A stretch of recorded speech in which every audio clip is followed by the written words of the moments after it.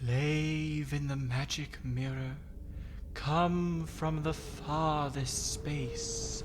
Through wind and darkness I summon thee. Speak!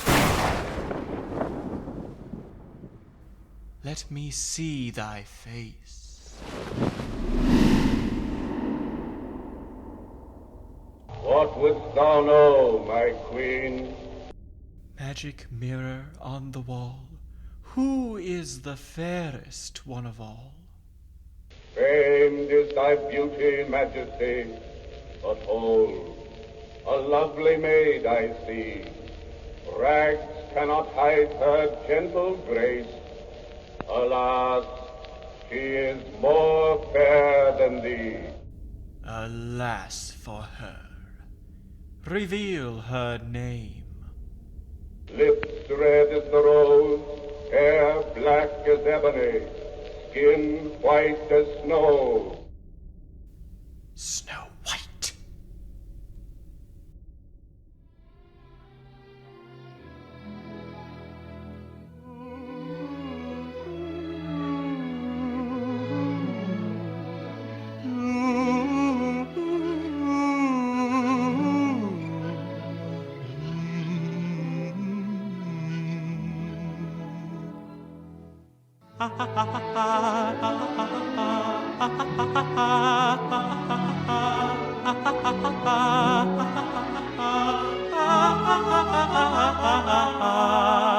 I'm wishing for the one I love to find me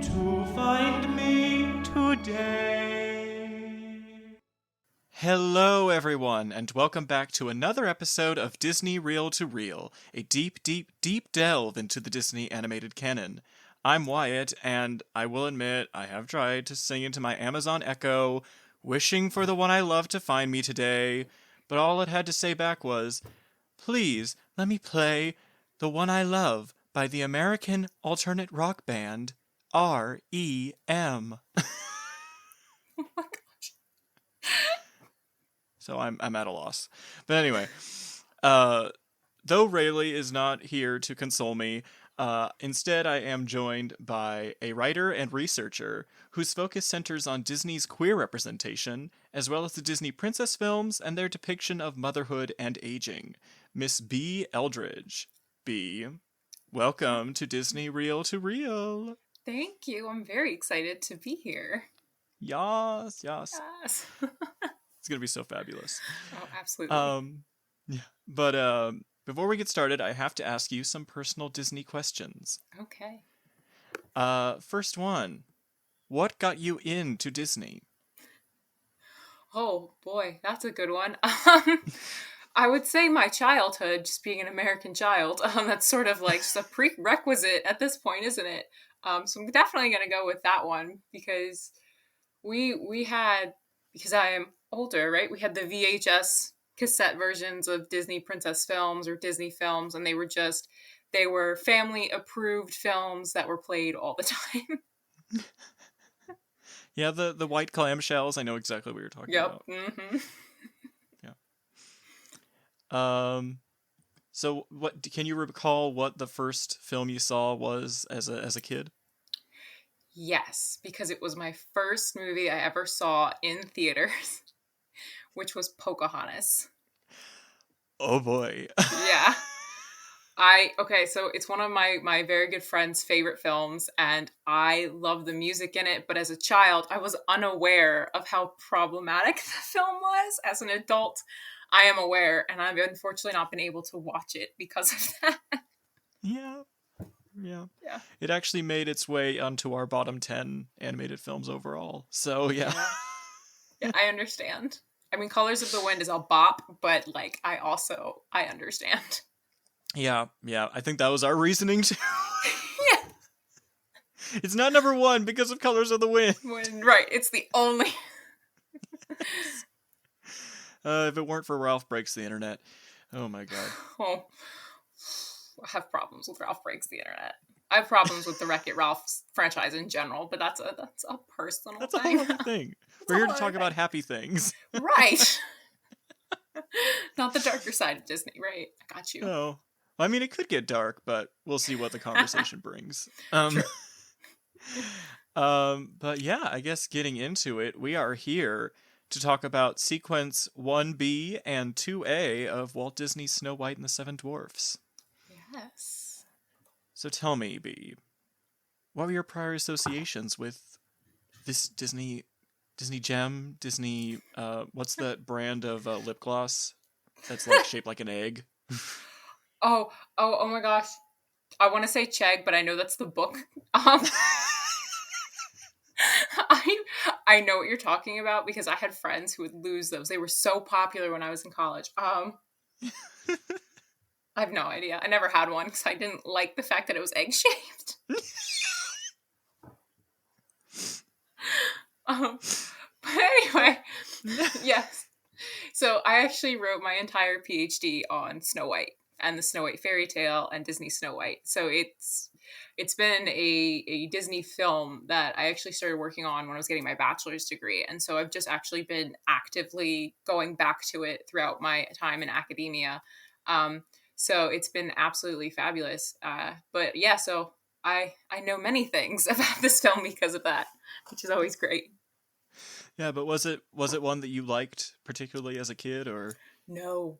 Actually, when talking to colleagues, they congratulate me being able to watch it through so many times, as they've also done PhDs, and they understand that when you're doing a film, you see the film every day, multiple times a day for hours, and you are critiquing every frame. It's intense. Oh yeah. So yeah, no, it wasn't particularly a favorite film, but Queen Grimhilde was probably my favorite villain, which is why it stuck.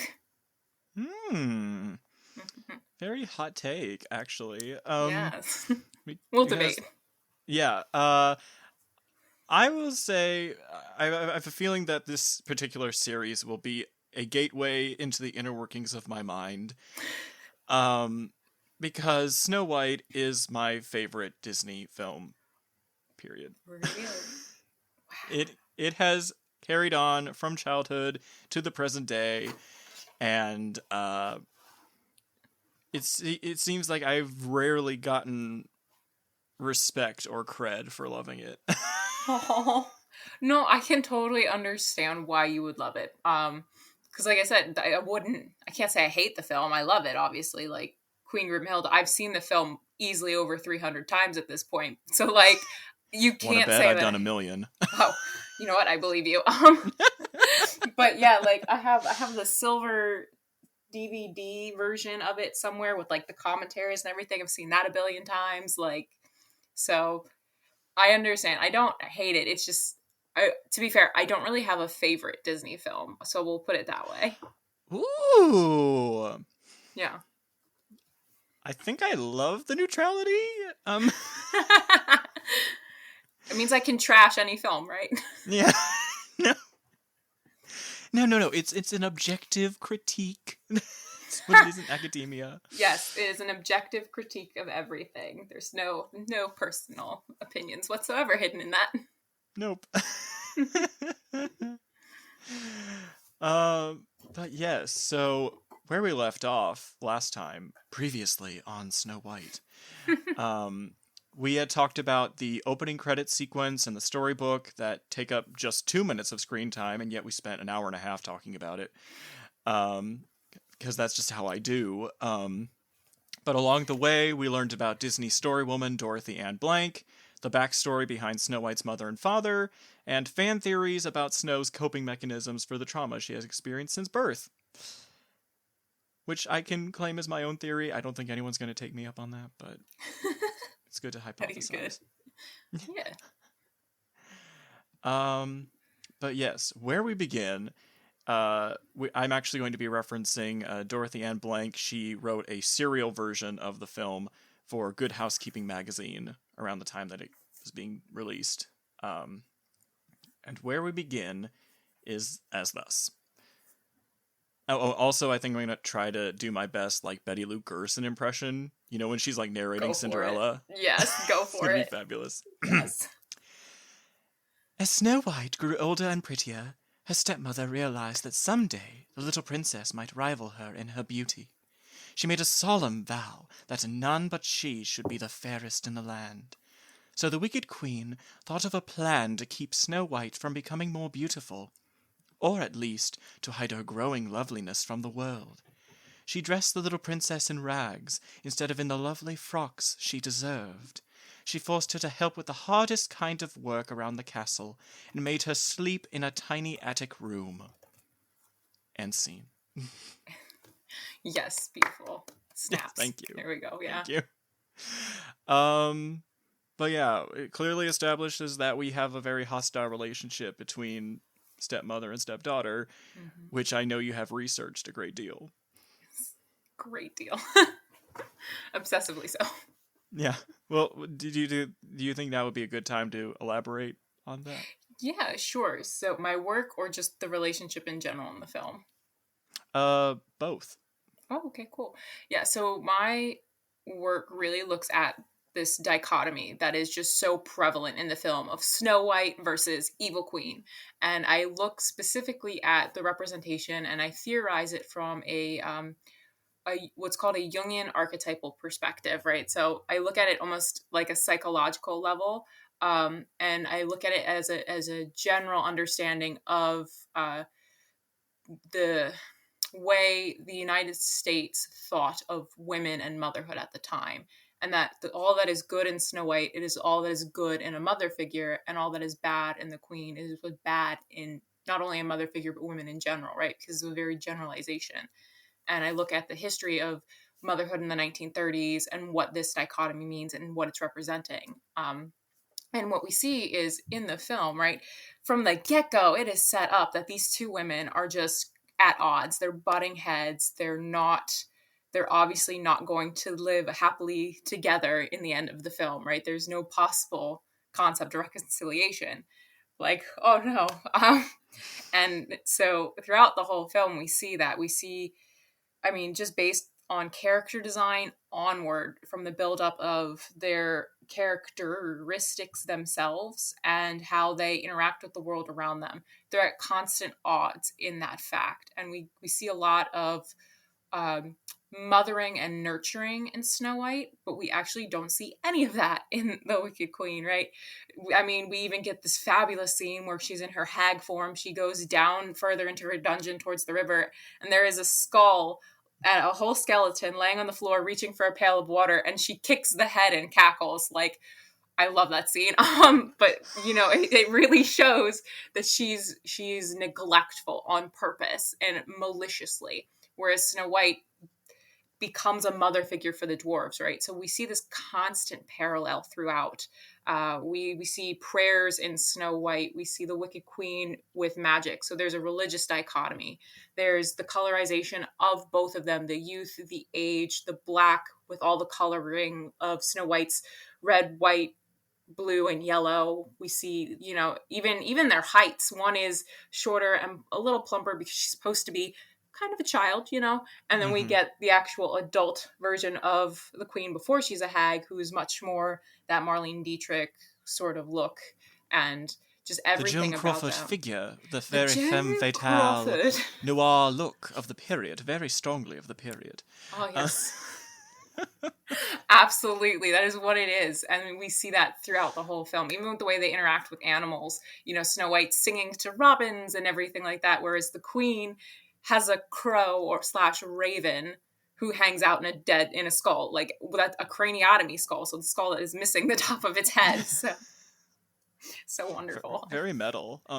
Right? So I love it. So extra. But I think I really have a feeling that this episode, if we're gonna get any drama, any sort of feud going on, it will be because you are Team Grimhilde.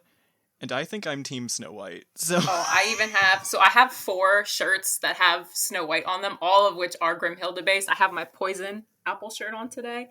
Oh, girl! I got this. Oh, yes! See, oh my gosh. at odds. I have like 3 other shirts that have like either the poison apple or Grimhilde's face on it. Like, I'm hardcore team Grimhilde. And I have one with Snow and her dwarf bros that's like, I think it was like squad goals or something. But like... Yeah. I saw that shirt and I was like, I like it, but it's not my vibe. Somebody's coming out as the fairest of the land today. Just a battle royale. Get our vanities out. Let's go. Oh my god. Well, before somebody loses a hairpiece, we're gonna jump into the film. So we open on this killer shot of the castle, and we do this elegant zoom in to the turrets, and right away you can tell that they're not fucking around with. I'm sorry, is it right if I swear? You're fine. Don't worry. Okay. Yeah. Okay, thank you. Yeah. They're not messing around with cinematography. They got the multiplane camera going on. It's very metal. But then you get this bit of visual symbolism with the castle because it's very white predominantly, but then the turrets are also like red.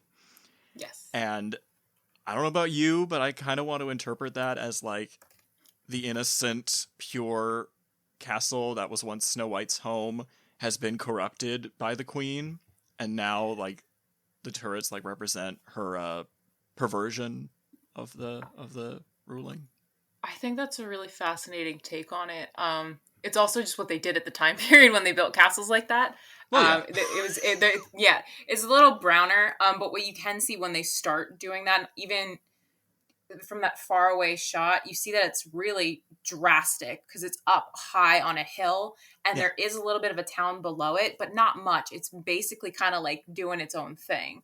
I think that's more of the importance about it, that it's so secluded from life itself.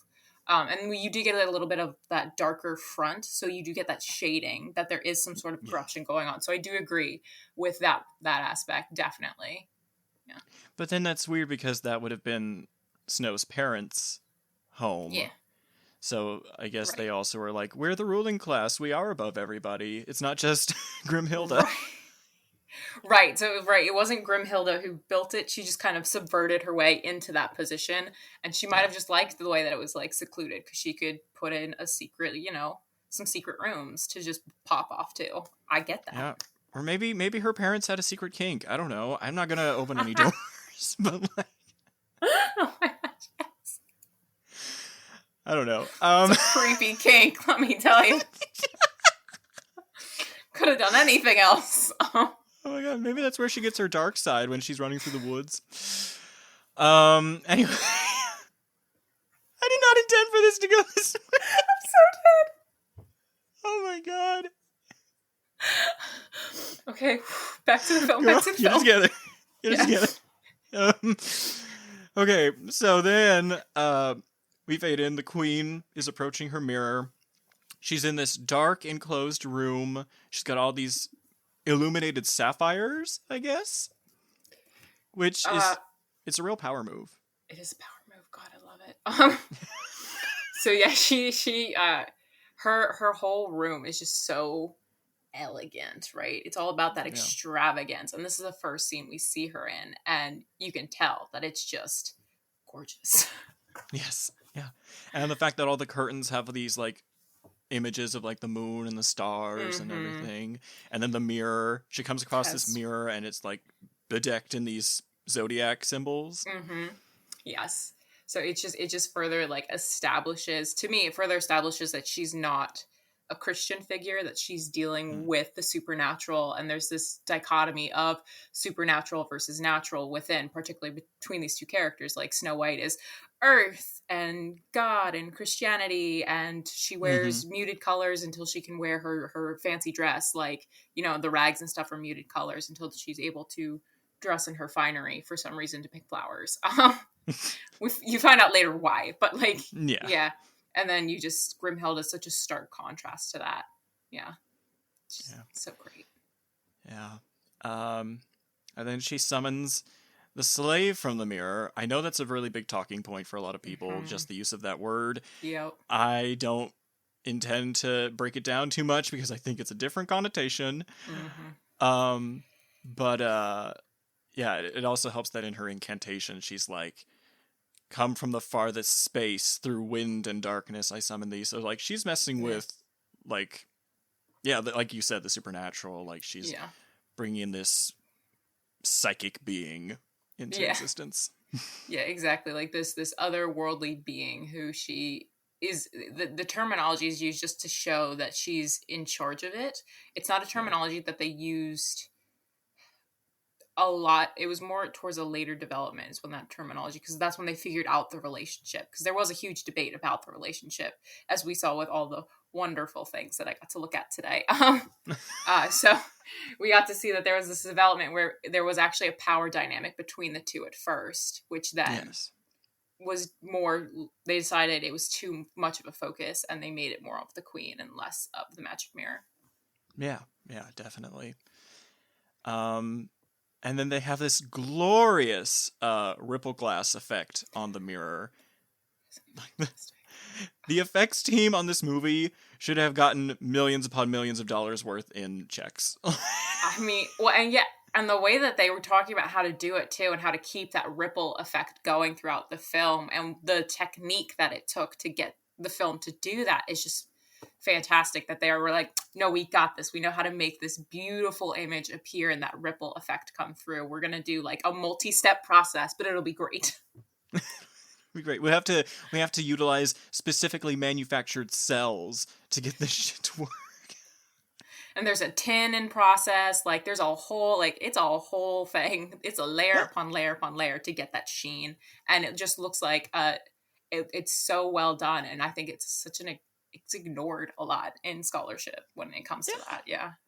Oh my god. Like where are the names Sandy Struther, Ugo Dorsey? Right. Where are those names? I need them, please.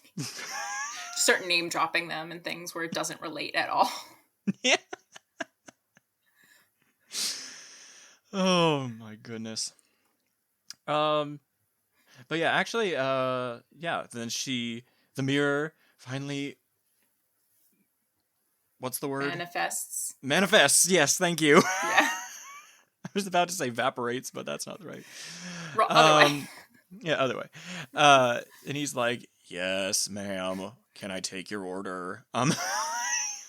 Welcome to Good Burger, home of the good burgers. Yes! Oh my gosh, I love you already. We're making such great out of context memes. Oh my gosh, yes. Can I take your order? I'll have one dead princess, please. Do you want to fries with that? No. Do you want a shake? No. Gets fries and shake. What? No dead princess. In this box. Pronto. Yes. Oh my gosh. Oh man, I loved Good Burger.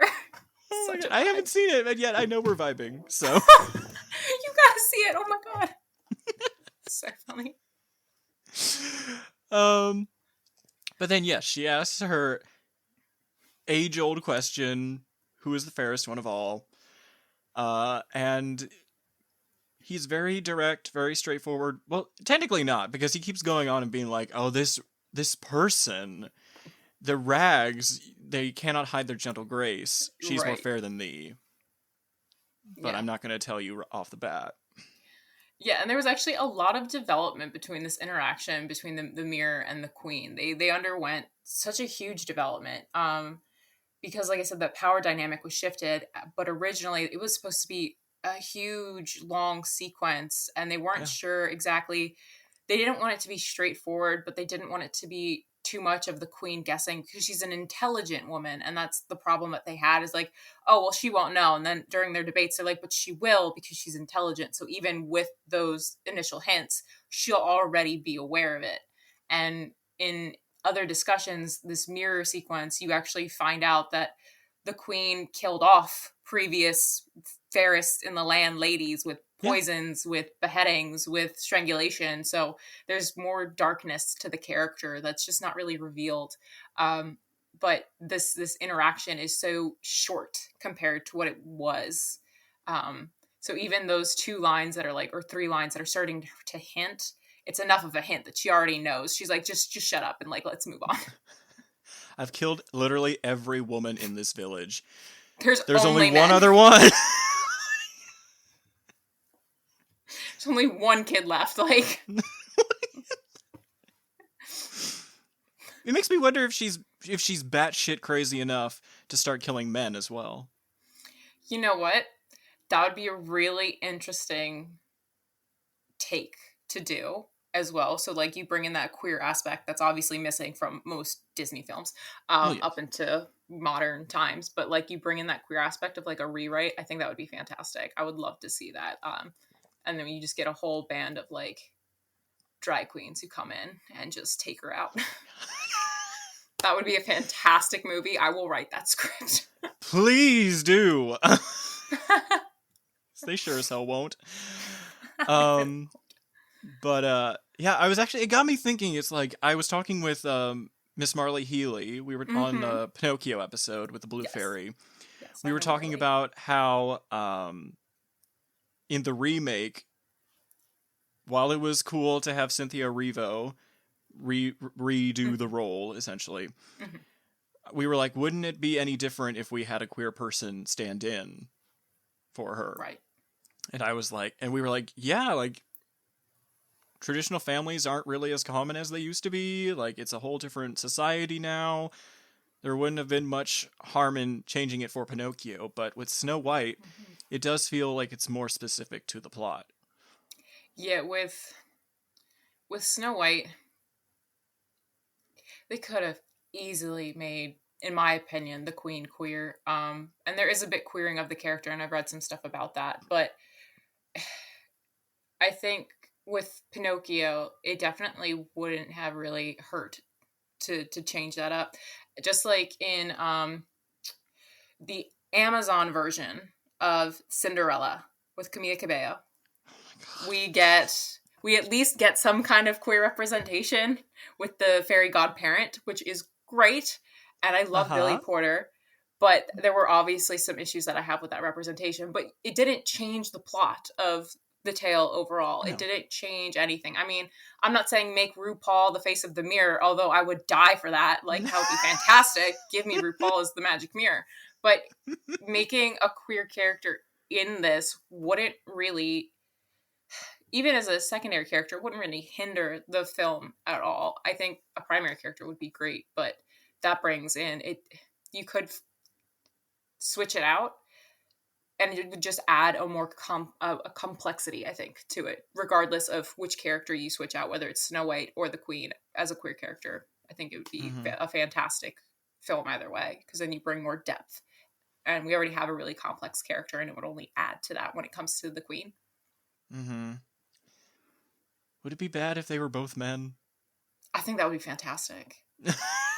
Just two men. That's just like a selfish desire of mine. Just remake Snow White, but an entirely male cast. Oh, so you're just going full on Shakespeare with it? That would be fantastic.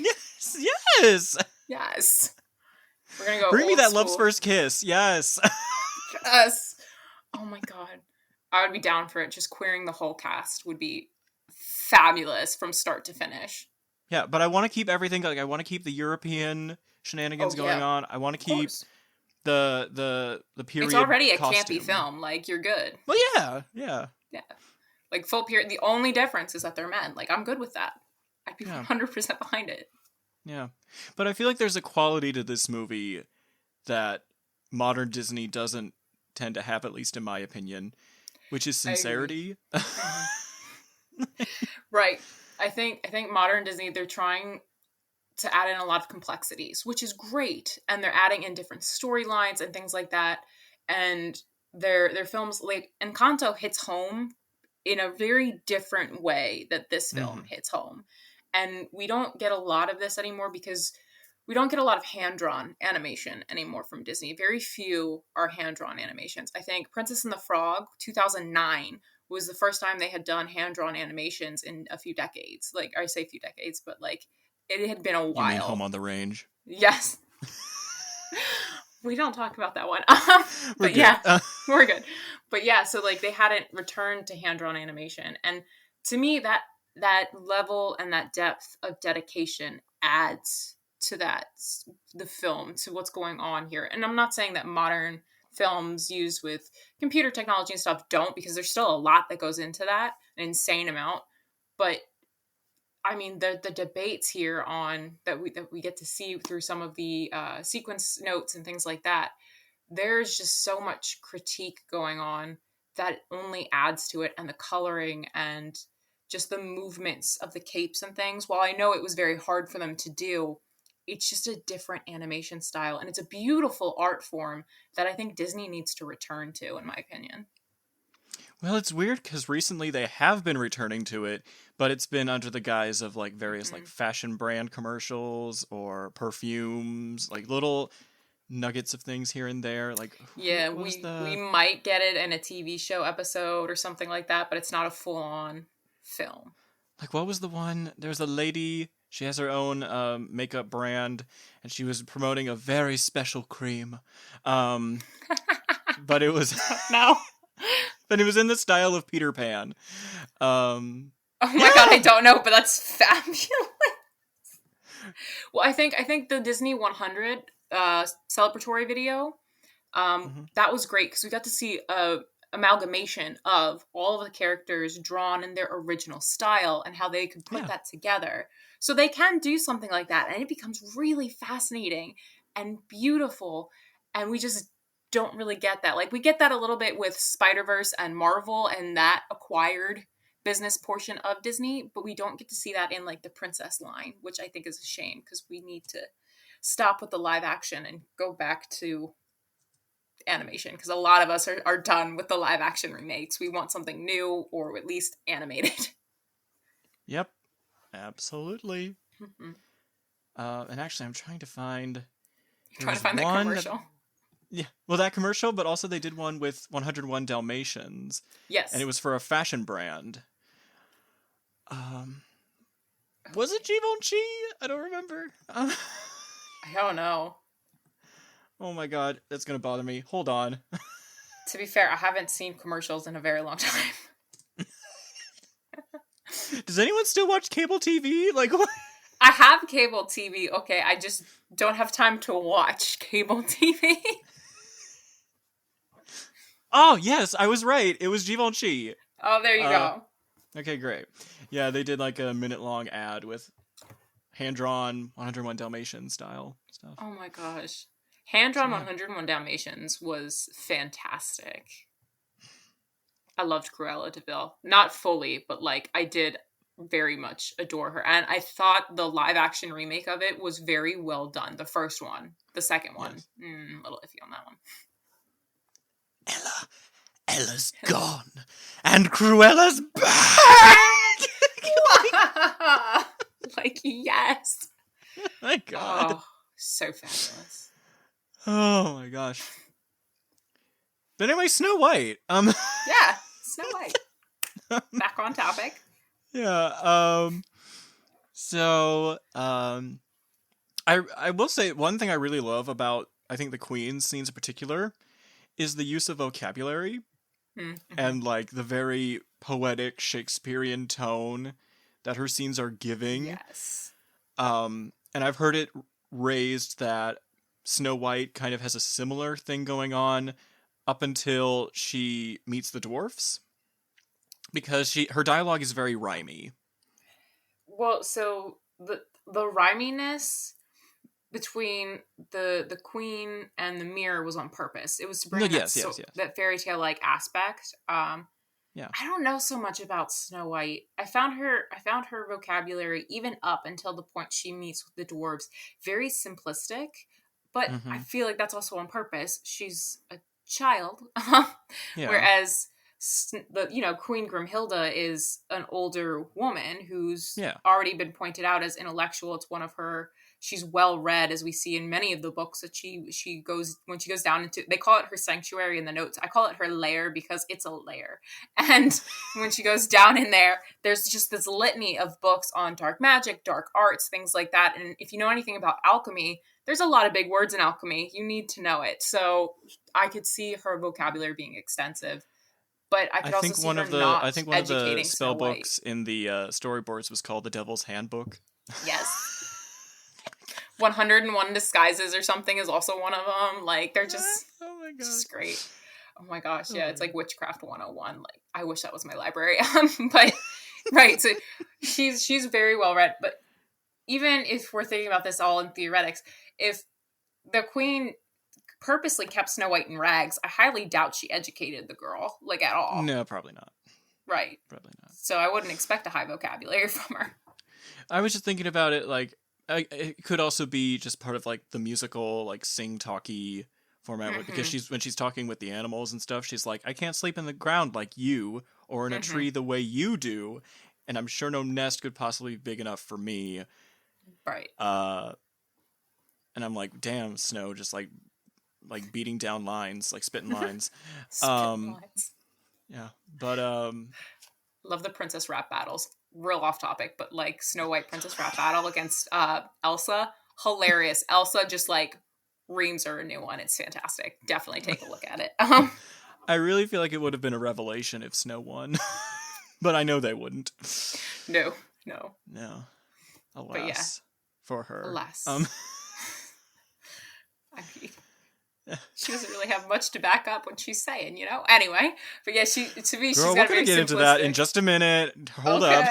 Okay. I'm about to snatch your wig. This ain't a wig, homie. It's all real. It would hurt if you tried to snatch this. Oh my god. All right. I'm fine. We're fine. But basically, she gets the gist. It's Snow White. And then, let's see, did I have any other notes about that? Oh, yes. Fun fact about the mirror. It was primarily animated by Wolfgang Reitherman, who was one of Walt's 9 Old Men, a decade or so later. And he had a really tough time getting its face to stay symmetrical. So basically, his technique was to fold all of his animation paper in half and just draw half of the face on one side and half of it on the other to keep that consistent. Yeah, that wasn't an easy thing. It's not easy to draw symmetrically. Like, I could understand him having an issue with that. I wouldn't have been able to do it. And he did a fantastic job. Oh, yeah. But I think he even had to animate it 9 times before Walt was like, this is cool. Before he gave the okay. Like, Walt was very specific. He knew exactly what he wanted with this film, even in his discussions. He's like, no, that's not right. That's not right. Like, he knew. Like, he needed help in some capacities, because he's like, well, I'm not sure about this, but he had a general idea of what he wanted, and he really did have the final say. Yeah. I mean, it's not like he's the producer or anything. Yeah, it's not like he's the boss. Yeah. Like. But yeah. Also, great killer performance by Lucille Laverne. Yes. Lucille Laverne is just... What a phenomenal voice actress. She does not only the evil queen, but she also does the hag. It's the same voice. And they made notes of when she was performing it. They went through multiple actresses because they couldn't find someone to do that regality of that voice well enough. And they finally found Lucille Laverne. They were like, yes, her. Oh my gosh. It's so interesting because I feel like the greatest definition of her is like she's like a coiled snake. She's like, she is just simmering this anger and this wrath inside of her, and it comes out on rare occasions. But definitely, she's very. You can see that regalness is like.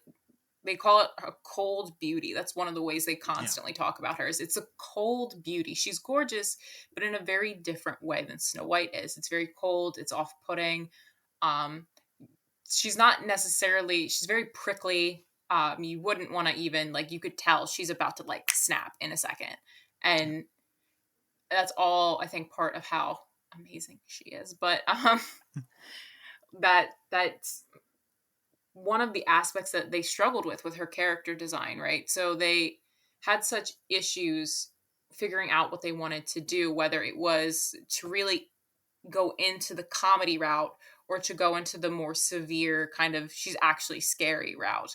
I think if we had gotten, I mean, luckily they were like, we have 2 ideas that we want. We're going to have everyone draw we're going to send this around. We're going to have our animators draw based on this description and see which ones we like best. And I'm happy that they went with the more severe, regal look. I think it definitely aids to her villainy. Whereas if they had gone very comedic, I was thinking like Madame Mim level comedy. Or like the Queen of Hearts. Like the Queen of Hearts, right. I definitely was thinking more of that vibe when they were talking about how they were either going to make her very rotund. And I think the Queen of Hearts would not have fit with this film whatsoever. The regalness is very much in contrast to Snow White's laid back, very innocent behavior. Yeah. Didn't they say that she initially was to be a combination of Lady Macbeth and the Big Bad Wolf? Yes, that is the phrase that you will find everywhere when talking about her. It was supposed to be Lady Macbeth, Big Bad Wolf. It's supposed to be like a Dr. Jekyll meets Mr. Hyde for her transformation, but it's really just like Dr. Jekyll's mask revealed. Like it's not, it's basically the same character with just more insanity, which is fantastic. Yes. Like absolutely. She's just unhinged finally. It's like, yes. But yeah, her that's the main character. She's been called the Joan Crawford, Marlene Dietrich. And then she's also based on a character from a film from RKO called She. And the actress who's in She, which is, oh my gosh, her last name is a bunch of G's. Helen Gahagan. Gahagan, that's what it is. I can never say it right. Helen Gahagan. So it's very much based on that and her character and the way it looks. And you can see it with the makeup and design. But they also use something called a Benda mask. And a Benda mask is by Władysław Benda, who was a Polish mask designer. And he would paper mache these masks. And it was a lot of hard work because he would paper mache them around the faces so they would stick, but you could see the blemishes really well. So he had to constantly carve and splatter on more of that mache to get it right. And then he would paint them and do a final paint job. And it's very fascinating because if you see those images and then look at the face that we get for the Queen, it's definitely very similar. It's very much, it looks like a mask. It doesn't look like someone's actual face. It's not very expressive. It's mainly anger that we get out of her. And you can see in some of his masks, he does anger very well. But yeah. Yes, give him anger. She's giving anger right now. Give me anger, like on Austin Powers when he's doing the model shoots. Give me anger. Yes. Oh my god. There was one more thing I wanted to say about her. But it has escaped my brain. I hate when that happens. Oh, it's the worst. Does it have to do with her transformation or her colorization or... I actually don't want to spend too much time on her transformation because we're going to have a whole episode devoted to that. Got you. Like I got you. 10 episodes from now. Yeah. But, oh yes, now I remember. I was doing a quote from She. Yes. She was like, "How do you think I rule these people? It's not by force. It's by terror. My empire is of the imagination." Yes! Isn't it the greatest line? Yes. I love She. Love it. But yeah, and they brought that whole vibe they took and were like, we're going to transplant that into this film. We just needed the voice, and they were able to get that with Lucille Laverne. Were you going to talk about her animals at all? She doesn't have animals in the scene, so no. We'll push that back. Okay, cool. But otherwise, it's just the fact that she is in complete darkness, literally speaking, and then we cut to Snow White, and she is in natural light. Yep. The Queen is definitely, she's in, and in the film it's really dark, and the reason that we can see, you normally can't see all the zodiac signs in the movie. You actually have to take a screenshot and lighten it up, or have, like, I have the Fairest one of all the massive book that delves into. I have that book. It's fantastic. And they've lightened up the photos so you can see the original pictures and things. And it's so dark that you can't see them all. And it just surrounds her. And the only light is light coming from the mirror. Whereas, like you say, Snow White outside, she's in like open air instead of an enclosed dark thing. Like there's constant contrast. Constant. But yeah, and then finally we make our way on over to the hapless girl. And, we've been hyping the queen up for quite a while. I think I need to get your harsh take on Snow White. What's the opinion? So, for me, Snow White, I keep calling her a child because she is a child. And I think it's objectively is a child. She's supposed to be 13, 14. I always forget. I think it's 14 years old. Correct. In the film. So to me, that's a child's age, right? Whereas the queen is definitely older. So I find the dichotomy is a little weird there, but I get it. Yeah. So objectively, I think she's been called in some works saccharinely sweet. So she's so sweet that it makes your teeth hurt. And that's how unbearably I feel. Winsome. Yeah. I'm not the biggest fan of the character, but I have to take the character with a grain of salt because I have to keep reminding myself, 14-year-old princess, she's had a rough life, she doesn't know any better, she's very innocent, very naive, and that contrast is on purpose. So I'm not very objective. I'm a little blinded by the queen, to be honest, because like I said, she's my favorite villain, but I know she's not like the greatest, right? She's got a murderous tendencies. She's a bit much at times. Like, I get it.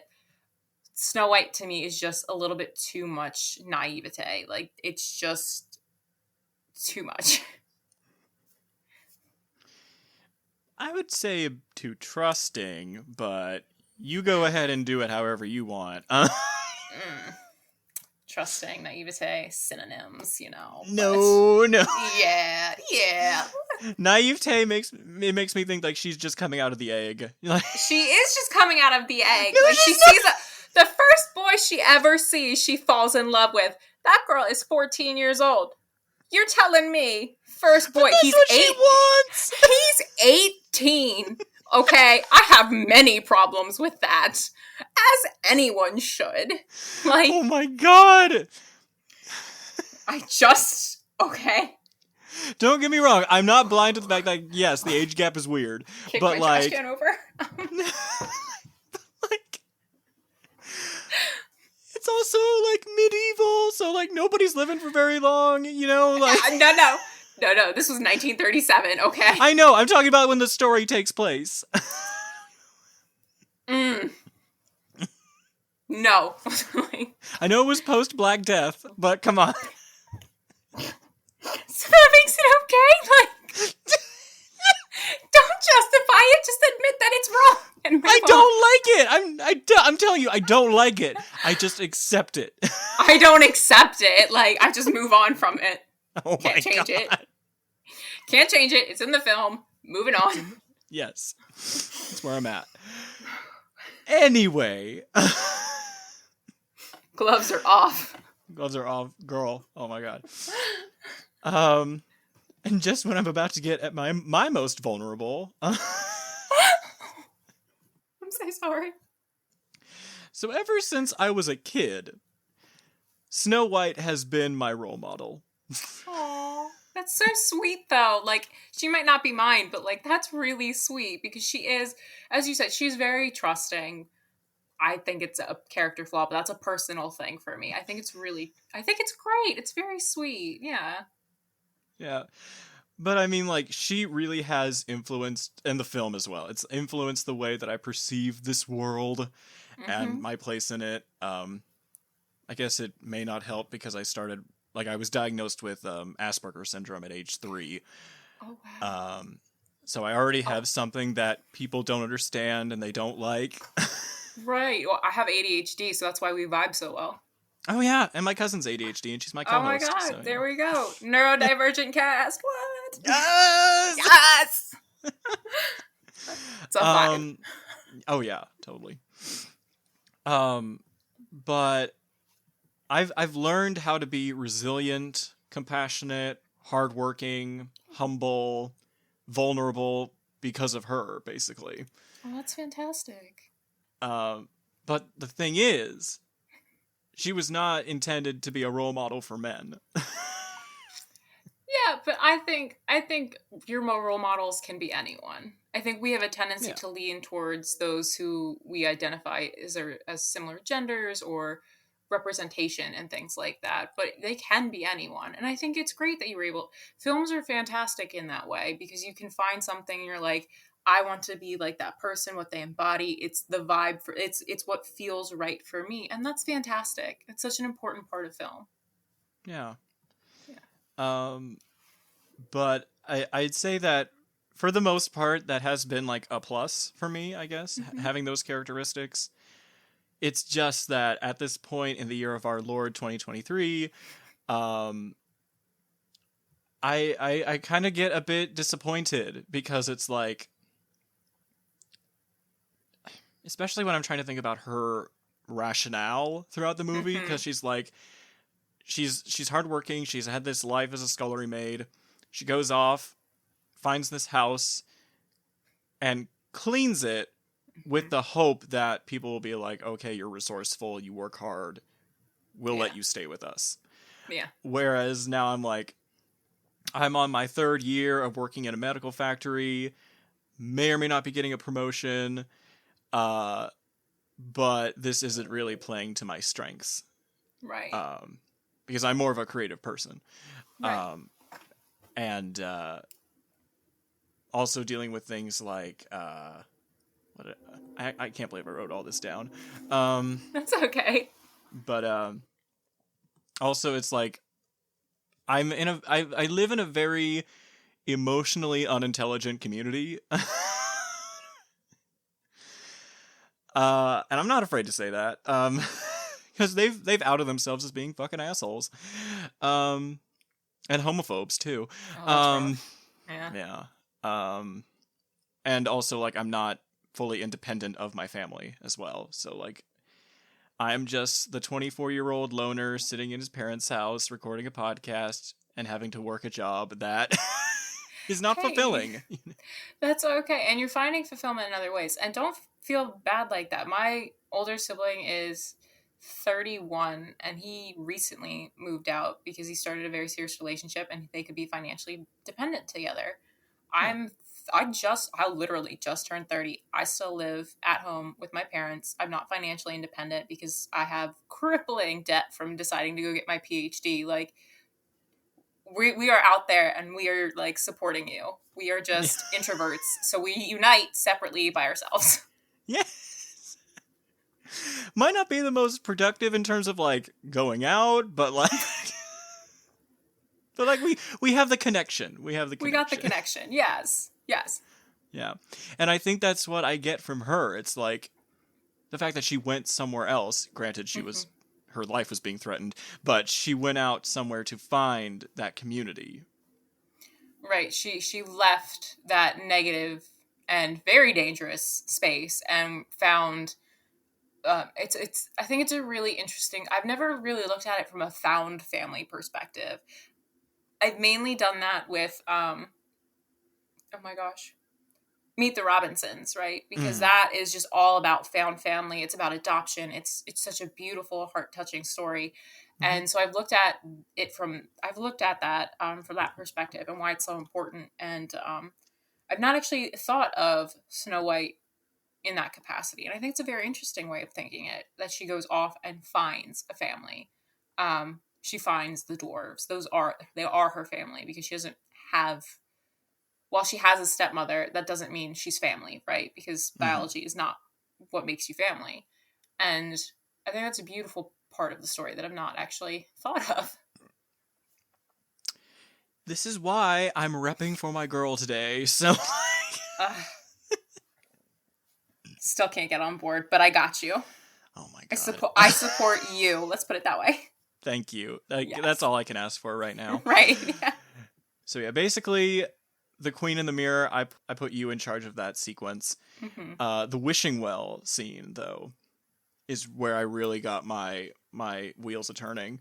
And in doing research on Snow White as a character, because that's primarily what I was interested in exploring, I found myself caught between the ways in which heroines' journey stories are often told and the shallow, uninspired criticisms lauded at the character over, like, the last, like, 50 years.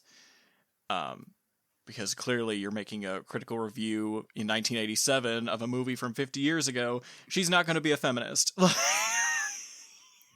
Like, no shit. True. Like, very true. Yes, you have to take the actual historical perspective into account when viewing any film, right? Absolutely. Yeah, I was worried for Janet Maslin for a little bit.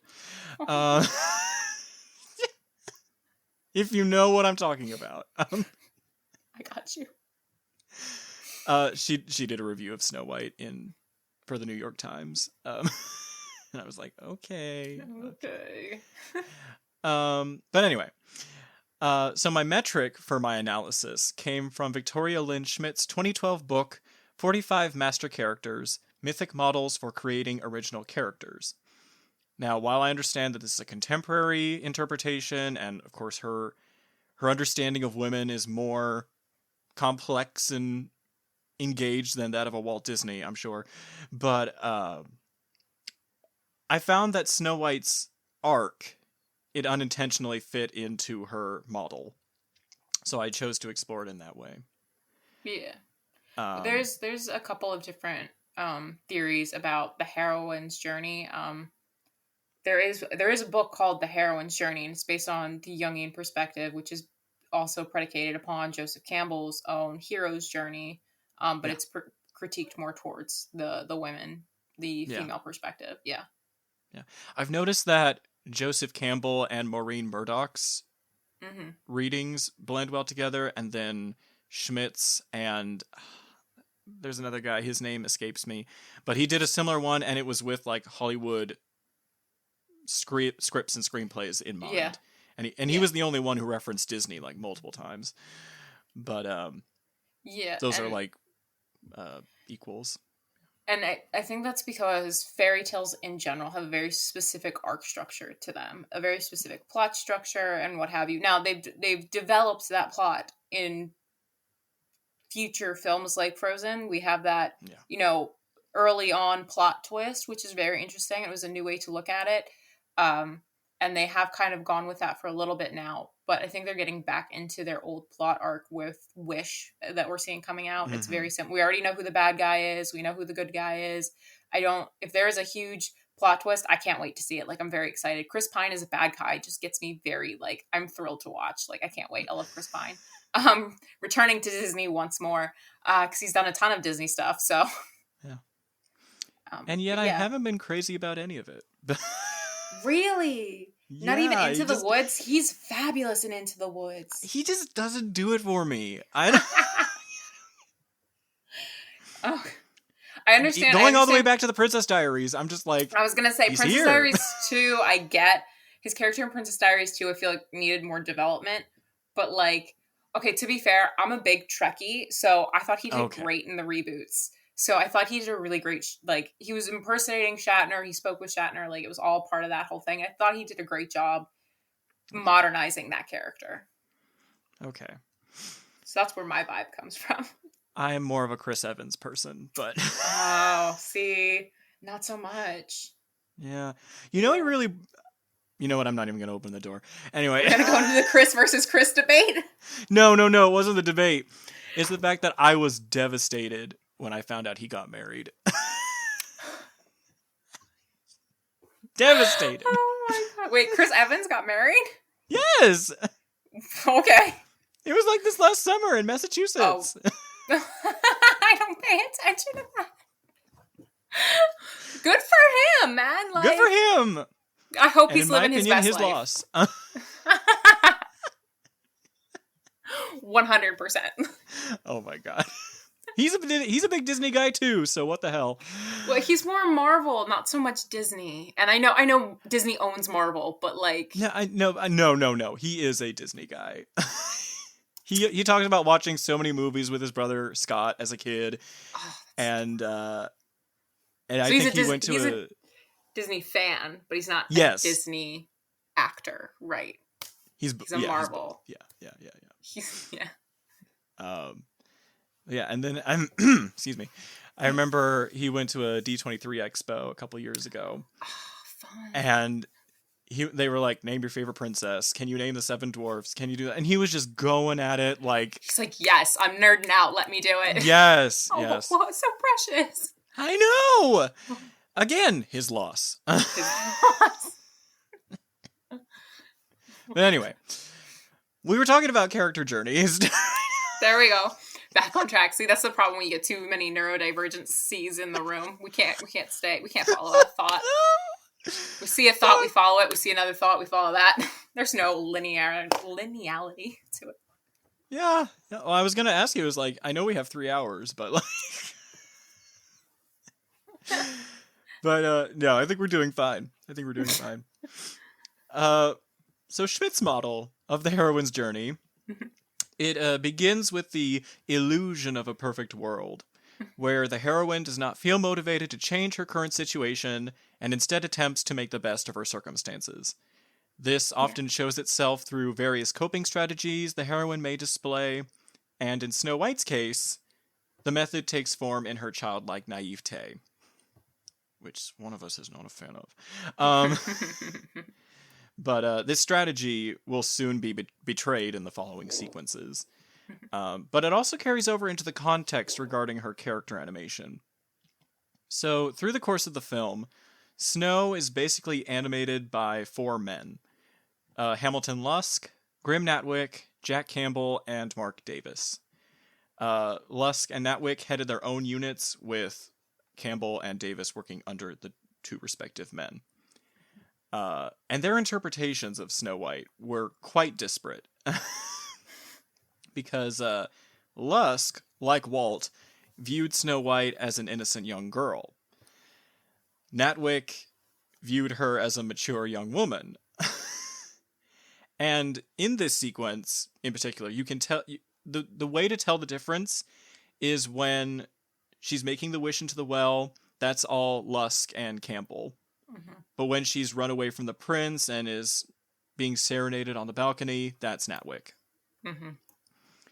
And, yeah, and you can kind of see it, too, in the slight different way that she appears. In the coloration, in her movements, you can tell that it's someone slightly... that's not the same person animating. Yeah. I see it particularly when she has, a really smoky eyelid. Yes. That's, I think, the key indicator that it's Natwick is the smoky eyelid. Because all of a sudden, she just has on more makeup than what she did in a previous scene. He was like, no. He's like, blush, eyeshadow, bam. Betty boop boop be doop. Yeah. Yeah. Yeah. I mean, they did critique it looking too much like Betty Boop. Yeah. But I see their conflict as being in step with this analysis that I'm bringing in, where it's like the illusion of the perfect world has her as this naive child, and then she grows up as the story goes on. Yeah. She kind of grows up. Kind of. Kind of.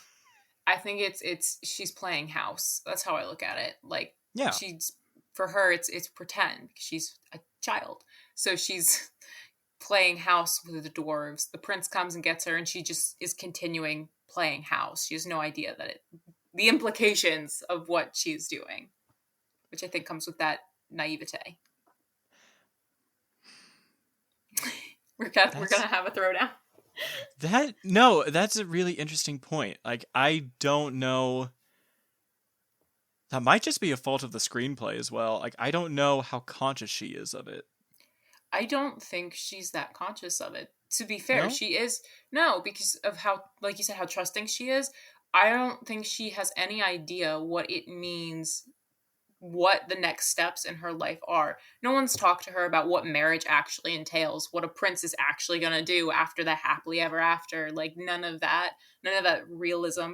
While they tried to make it a realistic animated film, and it does have its dark parts, the actual realism of what's being implicated here is not something that I think the character would ever be aware of. No one had that talk with her. No one sat her down and was like, hey, listen, the world, not so great. Yeah. There was never a talk where hey, this prince might show up, and if he does, I call dibs. I call dibs. Speaking as her stepmother. Okay. Well, I mean, true. That conversation never happened. It was just, I have this annoying child who's been left to me. Yeah. Yeah. Yeah. Wow, that makes me feel bad now. fact that she doesn't know what's going on. I don't think she's consciously aware of anything that's going on. I mean, she wakes up and this dude is just like hanging over her. She's probably not even aware that he's kissed her, right? Because she was unconscious when it happened. And she just wakes up and there's this dude hanging over her. And she's like, you're the dude who serenaded me. We're in love. Let's go play house. Yeah, but also she doesn't know how long she's been out. Which has been like a solid year. So what, she's like 15? Oh boy. Still a child. I know. Kind of emphasize that enough. She is a child. A child. I teach a fairy tale class and I emphasize that with them a lot whenever we're reading like Princess and the Frog or The Frog King and Iron Heinrich. Like, she is a baby. Like, she is a child who still plays with a ball, and this frog is like, let me hop in your bed. Like, no. I don't know. I think the reason why I may come off as a creep in this episode for not bothering me is because I understand that it's literal, but there's also the metaphor to it, right? Where she's like, she is growing up, she is maturing, even if it's not explicitly shown. Right. That is a large part of her, like, her character arc, like we've been trying to talk about, is her character arc, is that she is technically, time is passing with the dwarves, and the time she spends with the dwarves is supposed to be like teaching her how to be a mother and teaching her how to take on that motherly role that she's about to take on. And that maturation, right? That's something that was central to the discussions that Disney had. It's very obvious when you're watching the film. That's the whole point of it. Like, but right, it is more metaphorical than literal. But yeah. And I don't know. I've just watched it enough times without thinking about the context of like what it's meant to represent. And that's unfortunately my perspective. So like I constantly just think about, okay, well, what's this represent? I can't watch a single film without thinking about that. So like that's why I don't watch so many films anymore. Yeah. So tell me what it represents when Steve Rogers does in fact have America's ass.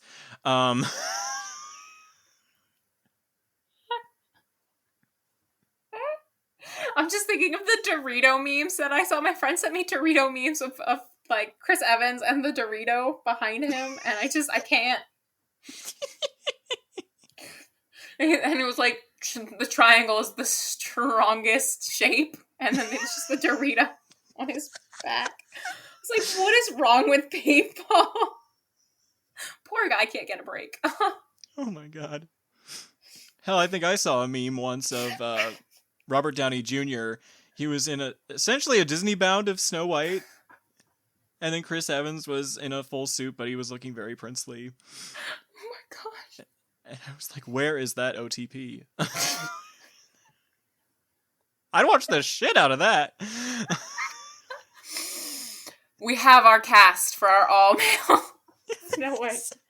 We got this. Oh my god, Robert Downey Jr. as a Snow White would just be...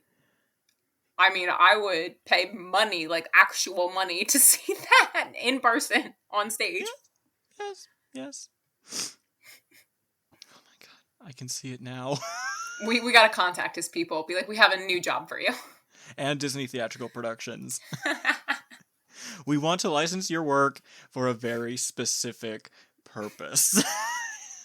We have a plan. That's what matters. Yes. Oh my god. But actually, one thing about Snow White in her relegated role of scullery maid in this scene, Disney was not the first to have that notion of her starting off as this like humble, essentially peasant. Right. The 1912 stage play and the silent film also had her in that role, which was even weirder because there are actual other people in that movie. And they still treat her like the princess. Well, to be fair, that was Ames, right? Yeah, Winthrop Ames did the play and the movie, and he blended Snow White and Sleeping Beauty. So there were a lot more characters at play, and there were a lot more things at work, and it actually greatly influenced Disney and his understanding of Snow White, right? The Yes, film yeah. version, because he saw it in theaters. And that's why when they say that Snow White's a Janet Gaynor type, Janet Gaynor is the actress who portrayed Snow White in that film and on the stage. So he knew exactly what he wanted his Snow White to look like. Like, he knew. Do you mean Marguerite Clark? Oh my gosh, yeah, did I say Janet Gaynor? Yes, you did. Marguerite Clark. Oh my gosh, I have the posters and everything. You'd think. Y'all, I've not had enough coffee today. Marguerite Clark. But Disney Snow White, Janet Gaynor, yes, you're on point. Nailed it. Yes. Yeah, and if you look at pictures of Marguerite Clark and Janet Gaynor, it's very similar. Yeah. Yeah. Oh gosh. We can't all be Mary Pickford. We can't. No, unfortunately. Unfortunately. But his decision to introduce her in this manner could likely stem from his memory of the film.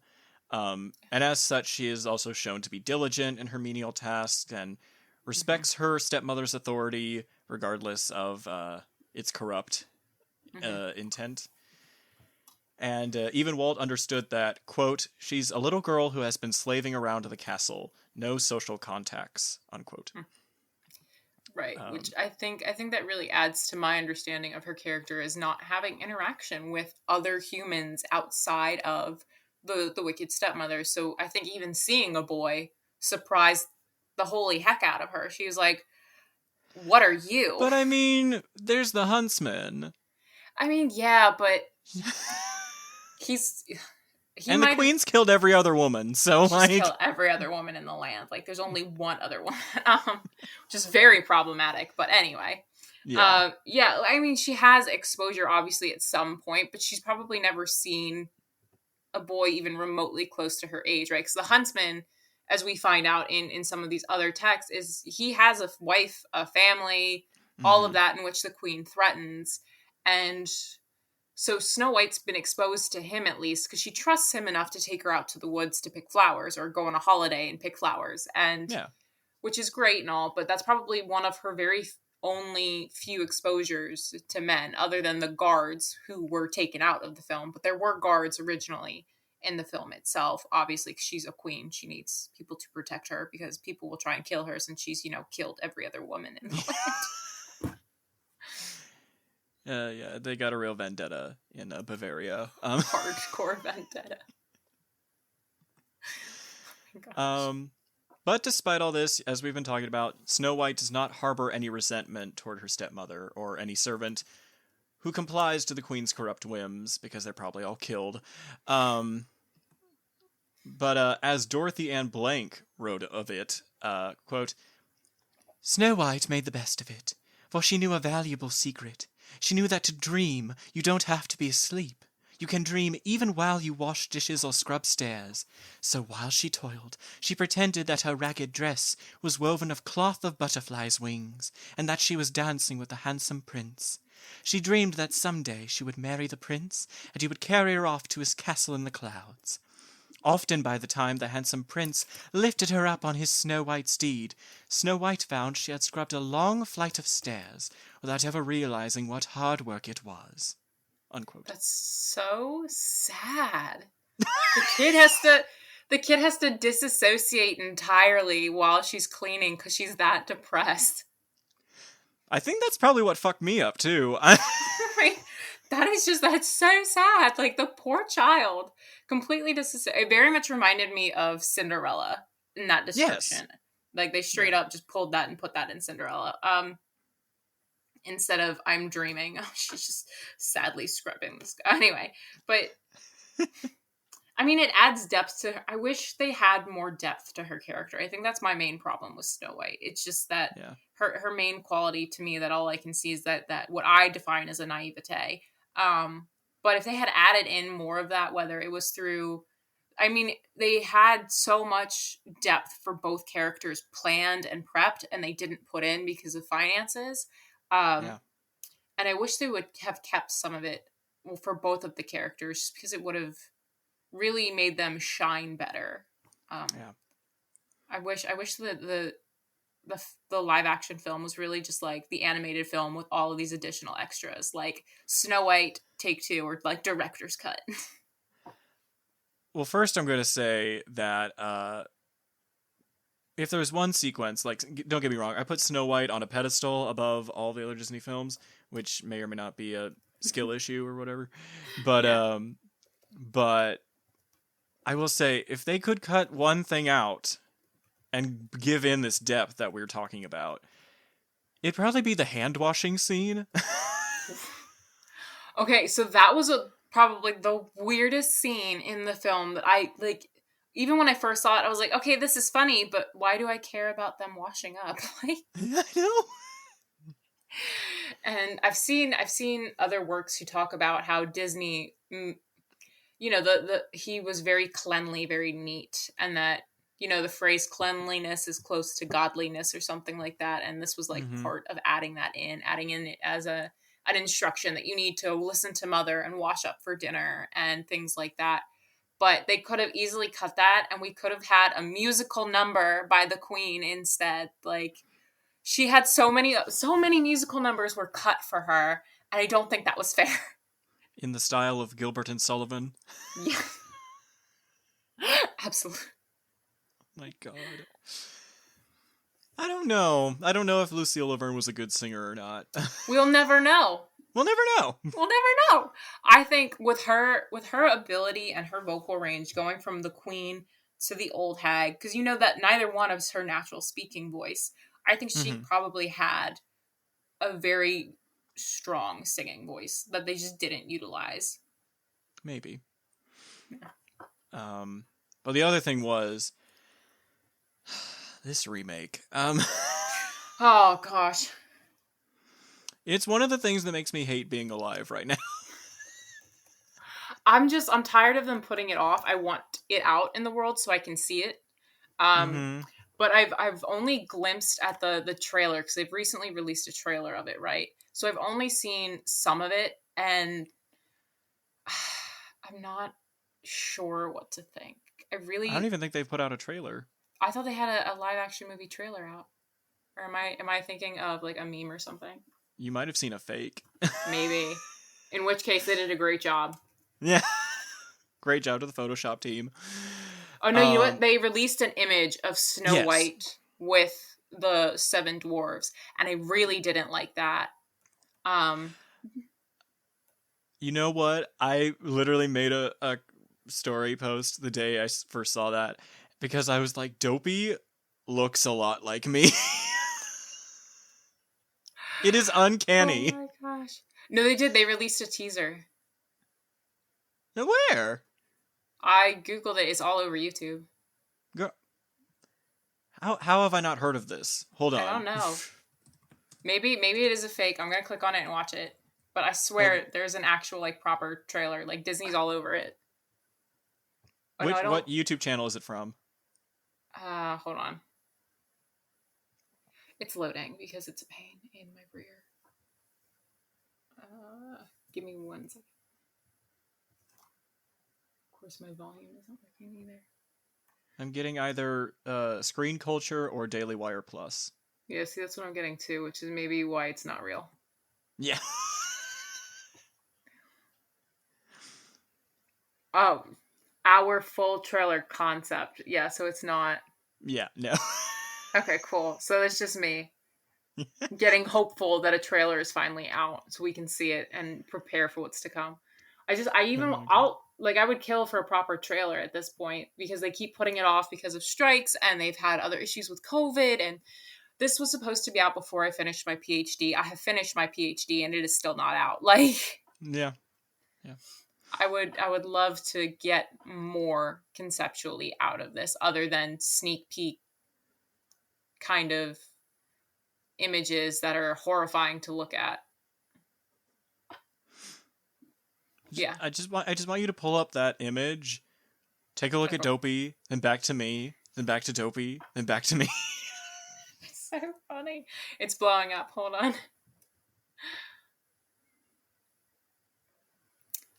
Yeah, so I know they had a lot of issues in general with this live action, from the representation of people with dwarfism to even the character itself. I did an interview with BBC about the character and Rachel Ziegler, and how she stated that it's more of a feminist portrayal, which I don't see any issue with.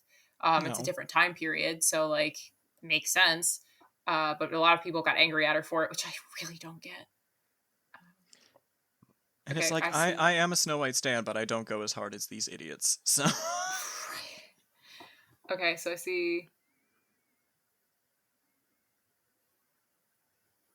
No, I don't see it. you don't? No! It's like the round face.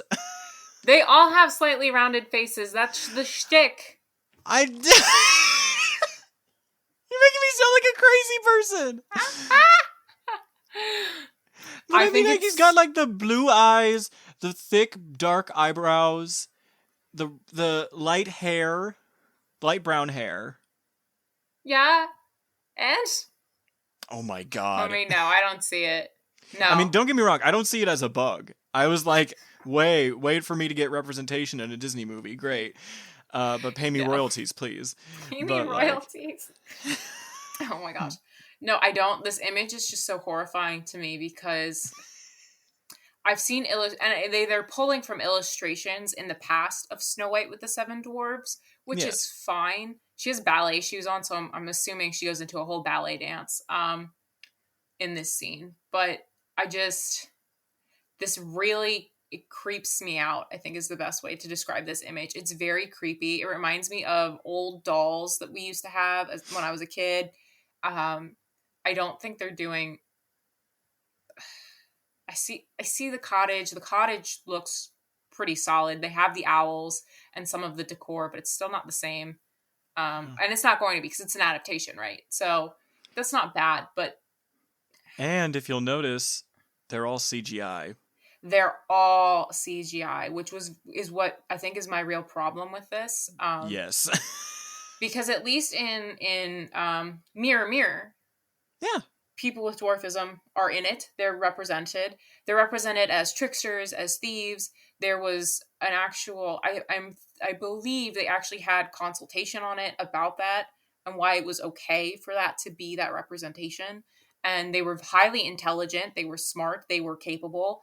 Mm-hmm. And I don't know if we're going to get that with this, which is why I think Peter Dinklage really had a problem with it. But I wonder if he hadn't said anything, would they have actually cast real people? I have no idea. I know a colleague of mine was part of a team consulted for this film. Mm-hmm. And they gave feedback, which Disney has done in the past. I know another colleague who had been, who used to get flown out to do that. And it's up to Disney whether or not they take that feedback. And a lot of times what I've been told is they'll take some of one or two big tweaks and then they just kind of ignore the rest. Yeah. Like they did with Princess and the Frog. So Tiana was originally named Maddie, and she was a maid instead of a waitress. And they tweaked that because they were told by the NAACP and by Oprah, that's not okay. Nope. And so they changed those two big things. But I've heard that there was other feedback they ignored. Yeah, I swear there was another story sketch, like another set of story sketches where they had like the white girl character who would have been Charlotte, mm-hmm. asking her to tell her she's beautiful. Yeah. She's like, you're beautiful. And she's like, I'm beautiful.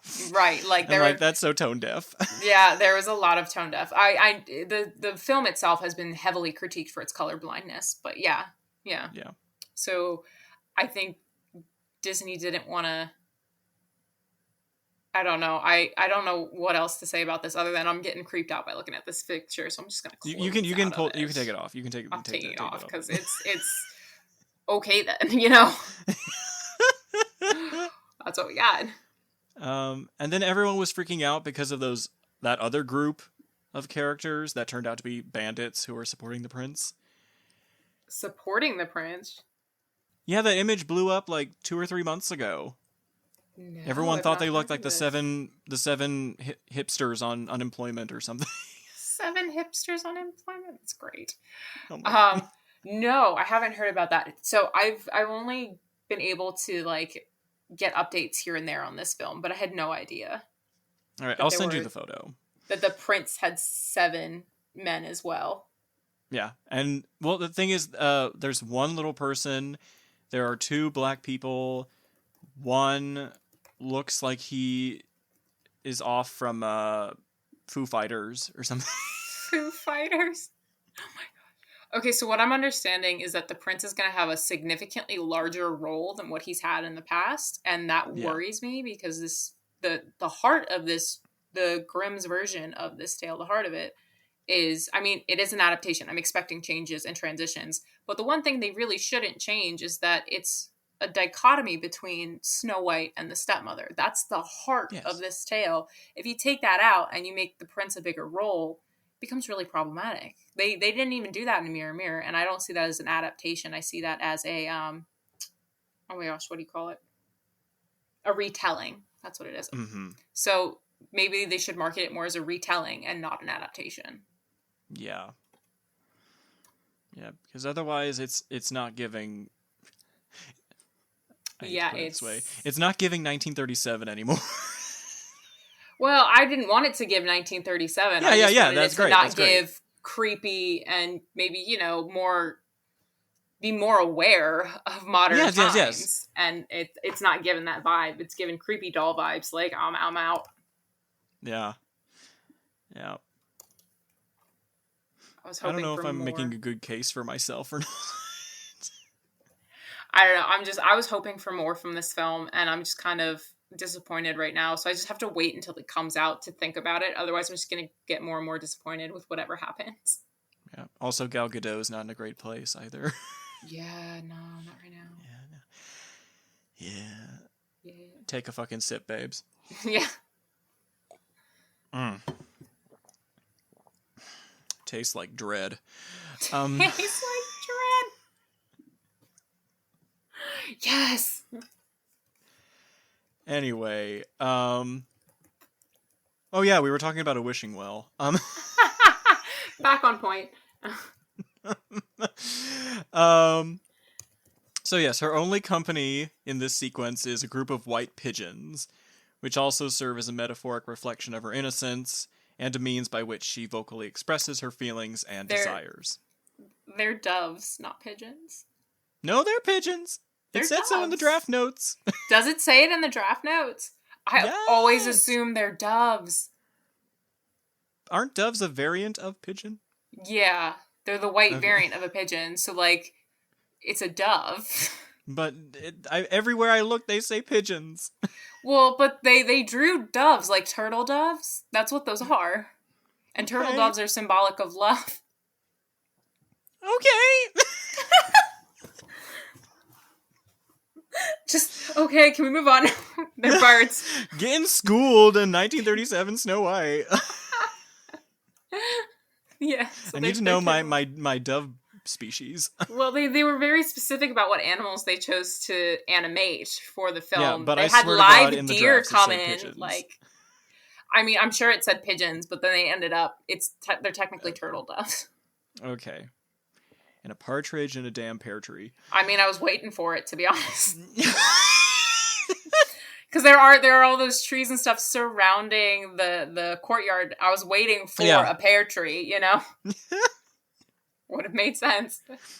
What are pears symbolic for? Okay, we're not even going to get into that. We're going to move on from the fruit. Only to get back to it later on.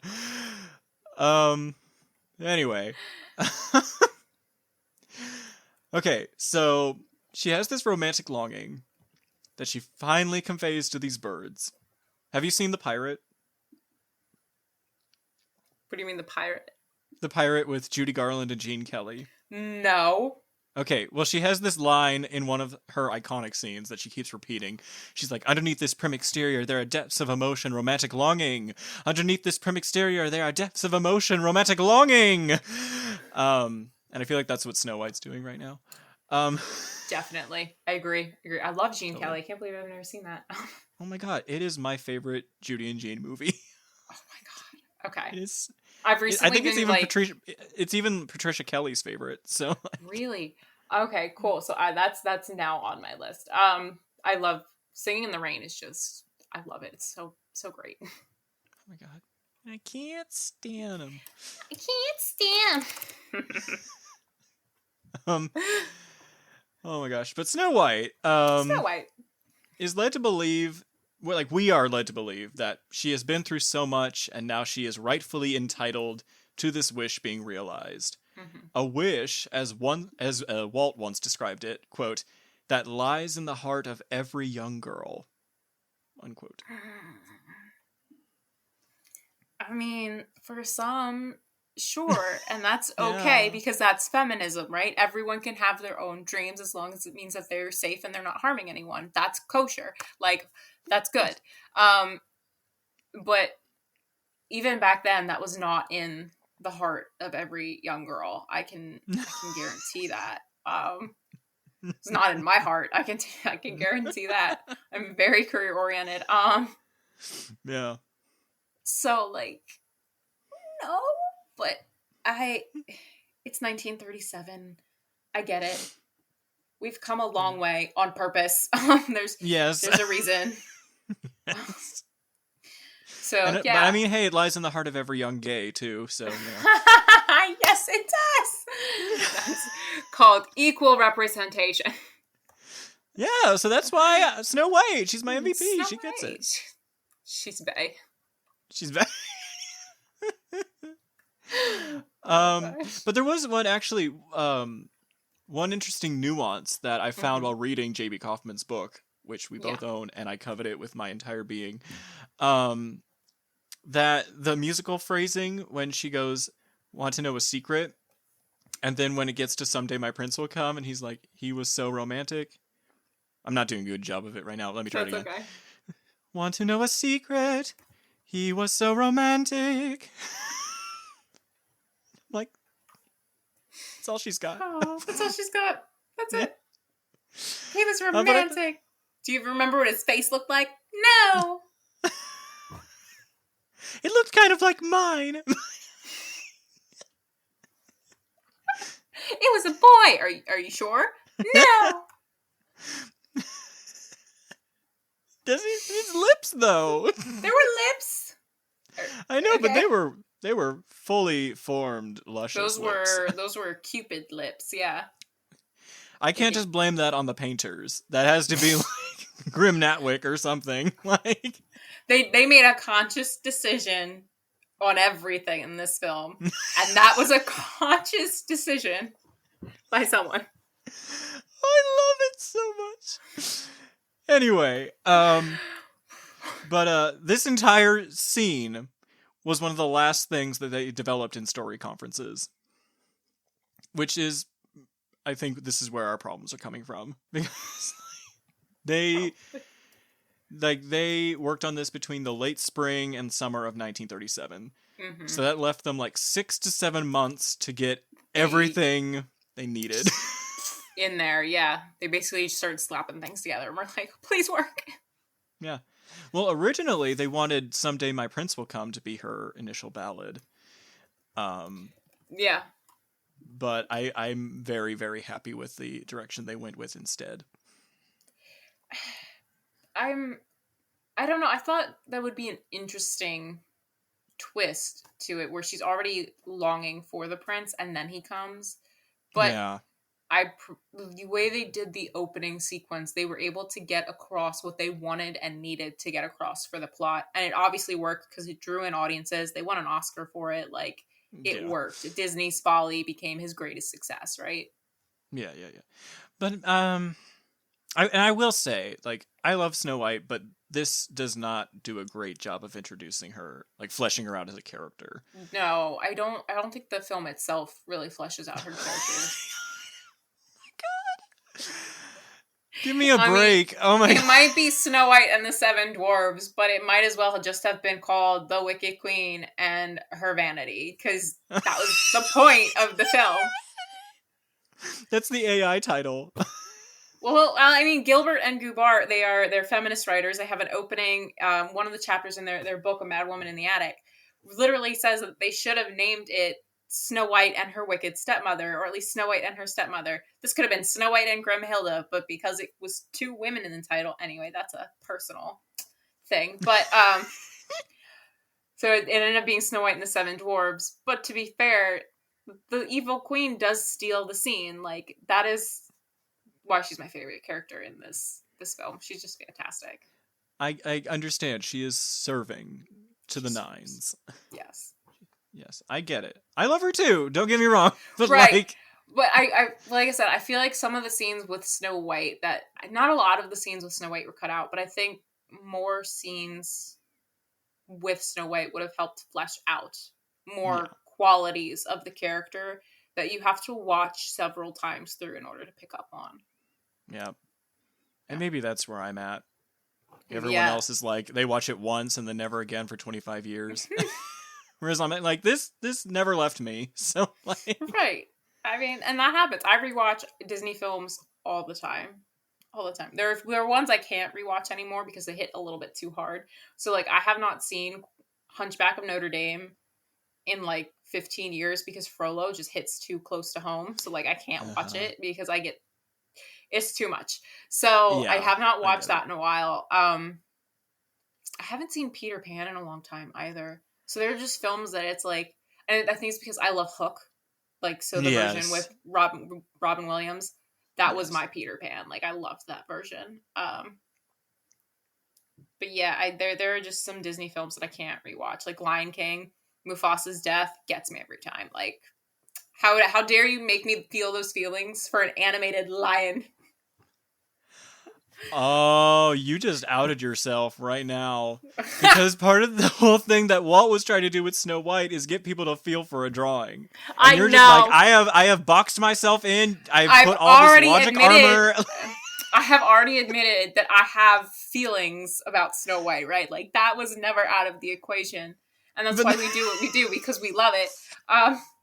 But you do have opinions in academia. You just have to be very careful about how you portray them. They have to be logical opinion. They can't be emotionally based, right? So my writing is very different than my speaking because those are two completely different skill sets with a language. All right. It takes a lot to be brainy on paper, which is why brainy and speak sometimes happens, sometimes not. It's a hit or miss. Yeah, I get it. Let's see. Is there anything else? Oh, yes. So Larry Morey, who was the lyricist on the film, he wrote an opening verse for the song that we don't hear. It's only available in the sheet music version if anyone wants to snag that on eBay. It goes, well, I actually know how the melody goes, but it went like this. It's so sad and lonely, wishing well, longing for someone you never see. Make him love me only, wishing well. Won't you grant this favor to me? Fabulous. You really do have a wonderful voice. Oh my gosh, I could not do that. Mine's very much like the gruff smoker lounge of like the 1930s. Like, hey, you want a cigarette, kid? Like, it's not a great voice. I've evidence you gotta love your mama every night. Yeah, basically. It's rough. But fabulous impersonation. I can't do the twill. Thank you. And it's a lovely song, but they also cut out, there was a couple of renditions of Beautiful, Beautiful Queen that they also cut out as well. Yes. Yeah, which was supposed to be the Queen's theme song. She doesn't really get one. And I really think that they should have left in that Wishing Well song with her. I think it would have been great if the verse. I think if they would have opened with that and then cut to the Queen and done the Queen thing and then cut back down, we would have had a much more interesting understanding of the character. Something so simple like that would have definitely helped flesh it out, her wants and desires more, versus she starts wishing and then the prince appears and it's like, yay. Yeah. Well, she's like, hey, dudes, you know we're in front of a wishing well right now. If you make a wish, it'll come true. And here's what I want. Just my dove bros. What's up? Yeah. I have all these emotions wrapped inside. I can't help but sing about it. Basically, that's what she does. Oh my gosh. Howard Ashman.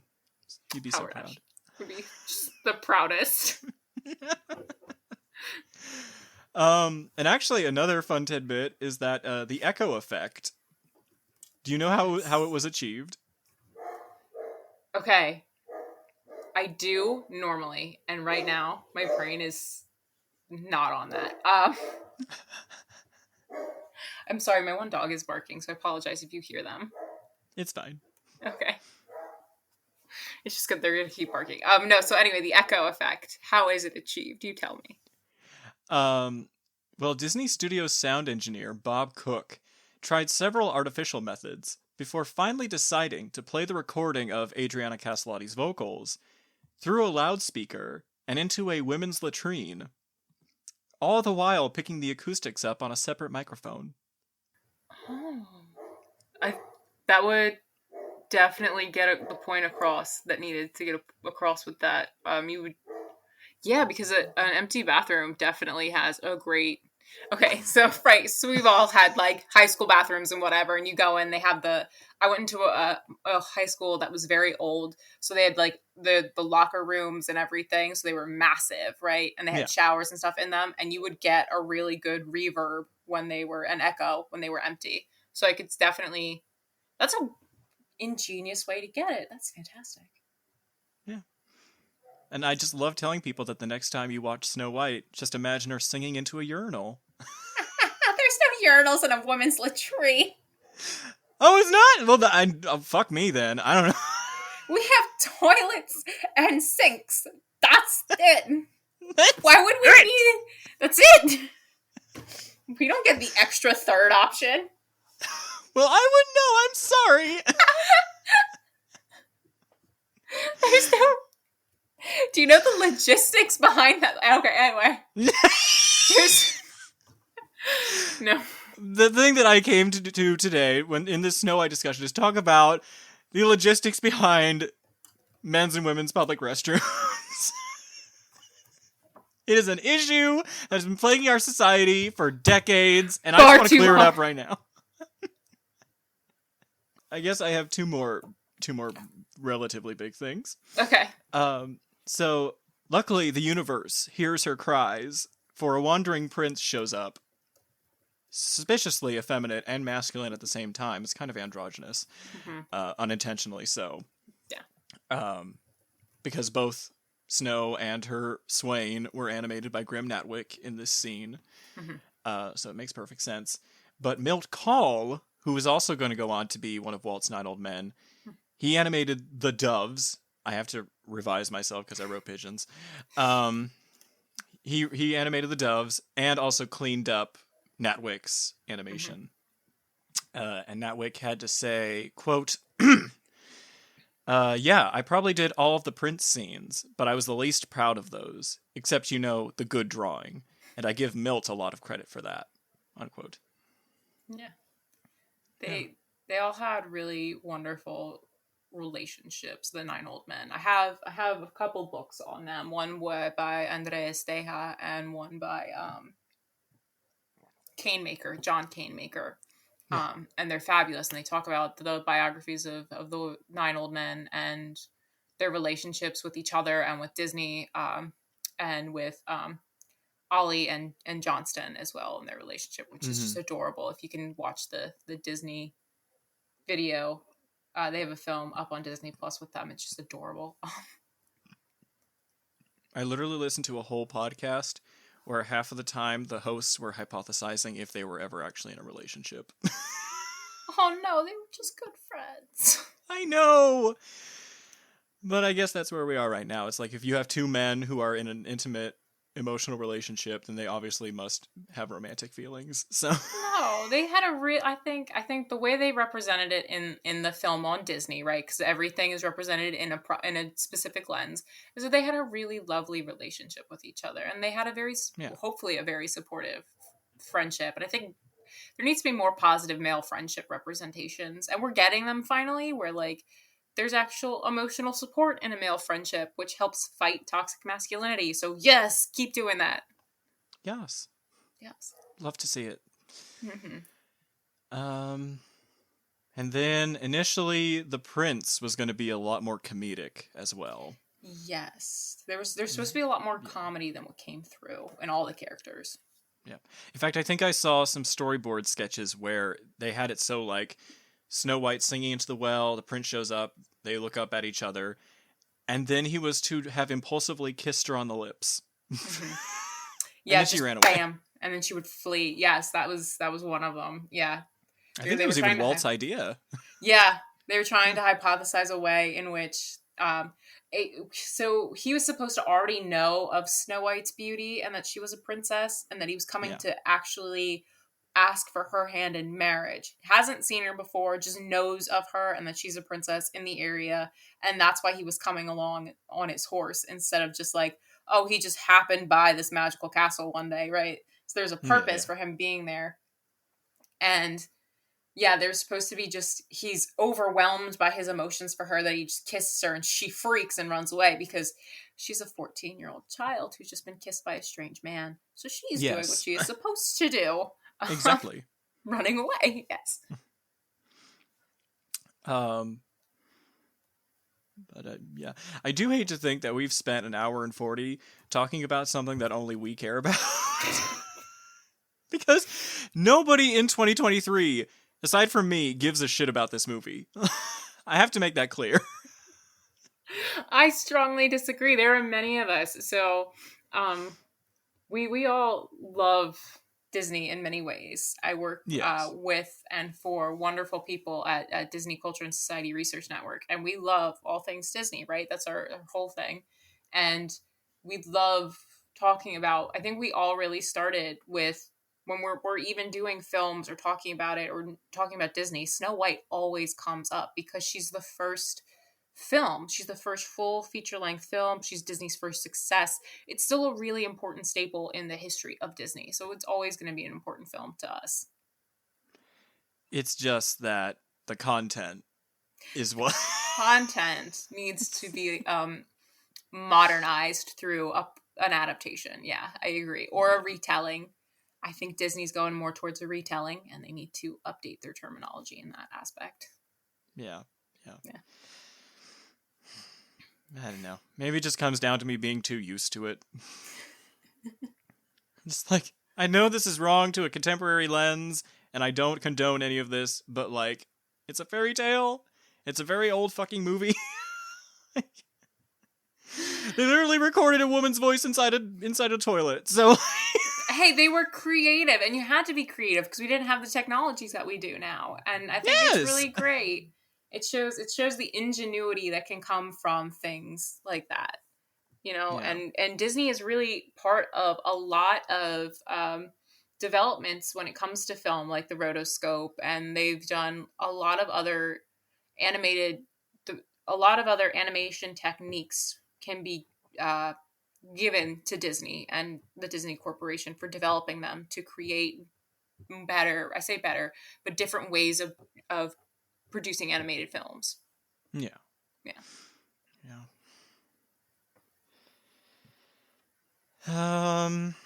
Let's see. Oh yeah, we didn't talk about how he sings.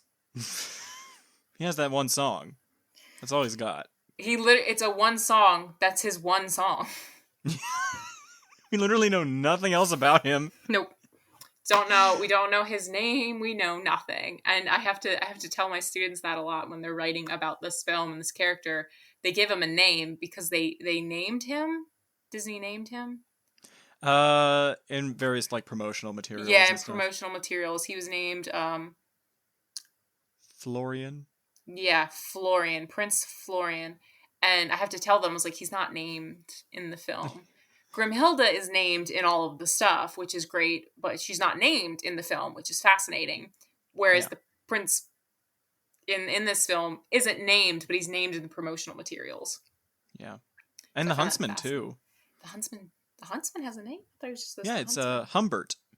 Shut up. No, it is. It's probably in the same sources that you could find Grimhilde. Really?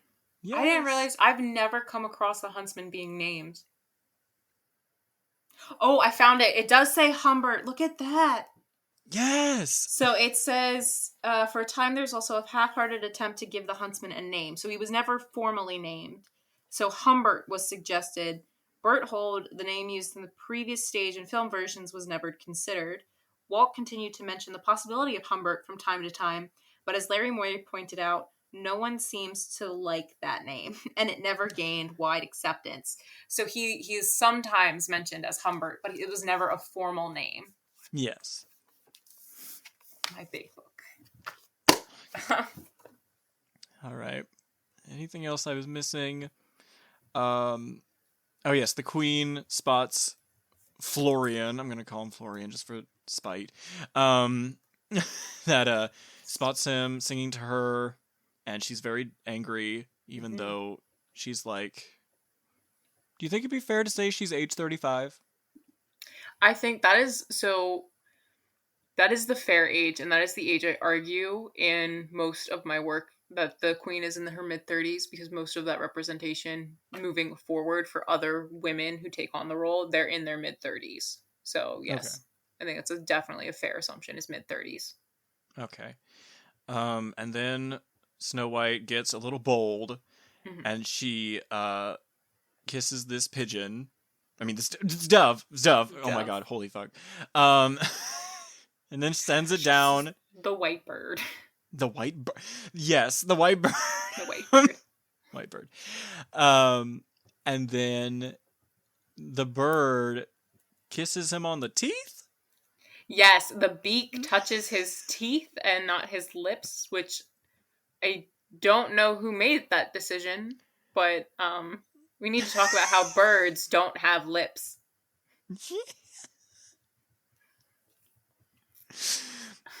I don't even know if I can defend that. I can't. No. I got nothing. It's a weird scene. Yeah, I saved it all for Snow White, and half of the foundation is barely standing right now. So. Oh my god. But yeah, and then she like slowly puts the curtains together, and it's like, oh girl. Oh my god, and you can tell that that's a Natwick scene because of the way that even the way that she closes it slowly is very much more mature than a 14-year-old would do. Yeah, nope, still can't get over the age. Anyway, but yeah, like. You think it would have been any better if they had those two men flip sections? Like if they had Lusk do that part? I think that would have been much more interesting. I definitely think if Lusk did that part, we'd get much more of that it wouldn't, because her eyes are much darker, and even the way she's physically drawn, her physical shape changes in that. And I think that more innocence would have been more interesting in that moment, and then having her be more mature outside of that would have helped. But I also think making her, older would have helped in general. That too, which, yeah. As I said, I can't get over that, but yes. But yeah, we made it. Well, before I reflect on anything, because my brain is like going on hyperspeed, I should ask my final question. How do you think Snow White and the Seven Dwarfs influence the way the Walt Disney Studios produces films to this day? In Disney's production of fairy tale films moving forward, they actually follow the plot structure of Snow White very closely. They were able to create a fairy tale that was so popular, and then they built upon that, and they created a whole brand of fairy tale, of magic, of marvelous, and they have taken over the world with that. So that fairy tale, the Snow White, is at the heart of Disney's success, in my opinion. That film is the heart of his success, because that is where they figured out how they could do major motion pictures and become successful at it, wildly successful at it, and they built upon it, and they have changed and adapted as needed. And that is also what fairy tales do. So I think they were able, it has greatly impacted them in all of those fronts. Mm-hmm. And I think it's the heart of everything too. Yeah. It's just that I think it's a good bedrock, and you're like, we need some revision. I mean, but that's me. It's the That's bedrock you. for Disney, and that's where it is what it is, right? Yeah. But it definitely in modern times needs to be adapted into modern times. And I'm worried that Disney is not doing that. Yeah. Yeah. Plus, we didn't even talk about how we totally forgot about Prince Buckethead. Yeah, Snow White was to make this effigy of the prince. Yes! Oh, Yes! the mop. Yes, the mop. Oh my gosh, which is really creepy. And the way that they talked about that, they're like, she's about to make love to a mop. And I'm like, what is she about to do? And they're like, and then the prince comes in and takes the place of the mop and it scares her. Yeah! Yeah. All of that is wrong. And they needed to consult 14-year-old girls. Like, oh my god, yeah. Yeah, but then it made its way into Sleeping Beauty. It did make its way into Sleeping Beauty, which it didn't make it any better, to be honest. Like, she might have been older, but still, she's dancing with this fake prince that's made of rags and stuff, and then a real prince comes in, and she's stunned. Yes. I'd say would that be Sleeping too. Beauty is even worse because he keeps grabbing her arm.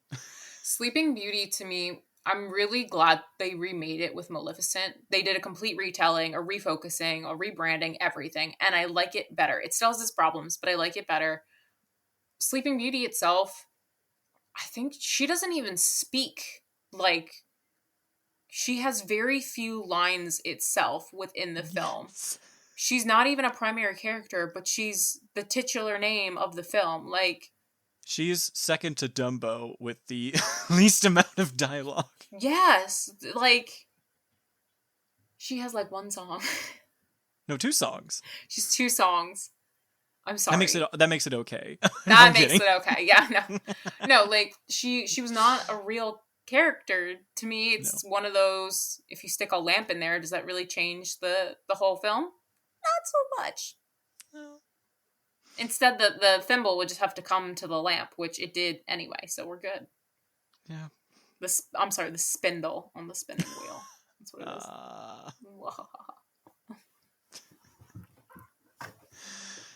Oh, man. Well, I guess that concludes this chapter on Disney Reel to Reel. Yes. At 2 hours. We did it. We had a lot of tangents. Yeah. But a great deal of fun as well. Great deal of fun, yes. Yes. Speaking of which, where can people find you and your eccentric research? So I'm literally everywhere. I am on Instagram, but I'm mainly on Twitter for academic purposes. So that is at I don't even know what my Twitter handle is at this point. I can never remember because I run other accounts. So my personal Twitter handle is at BELDRIDG39. So I'm on Twitter. That's my main go-to. I also have an academia.edu profile under Brittany Eldridge, so you can find me there as well. Awesome. Mm-hmm. Anyone else can find our show at disneyreeltoreel@gmail.com or on Instagram at disreeltoreelpodcast. We also have a Tumblr page that I will admit it's been like 5 months and nothing's happened on it, but oh gosh, it's fine. Haven't used Tumblr in a long time. I literally got a specific piece of artwork made for it, and we haven't even posted it yet. Oh, that's rough. It's of Marina as Electra Hart. Oh my god, that's amazing. Yes. Put it up on Instagram. Oh my gosh. I don't think I have, so yeah, I probably ought to. There you go. You got it.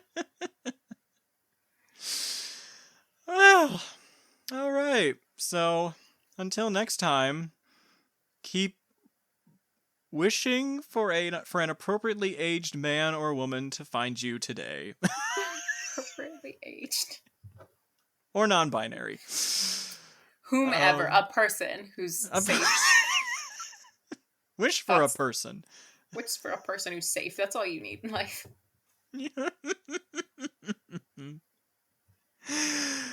Have a magical day, everybody. One song my heart keeps singing, of one love only for you. I have but one song for you.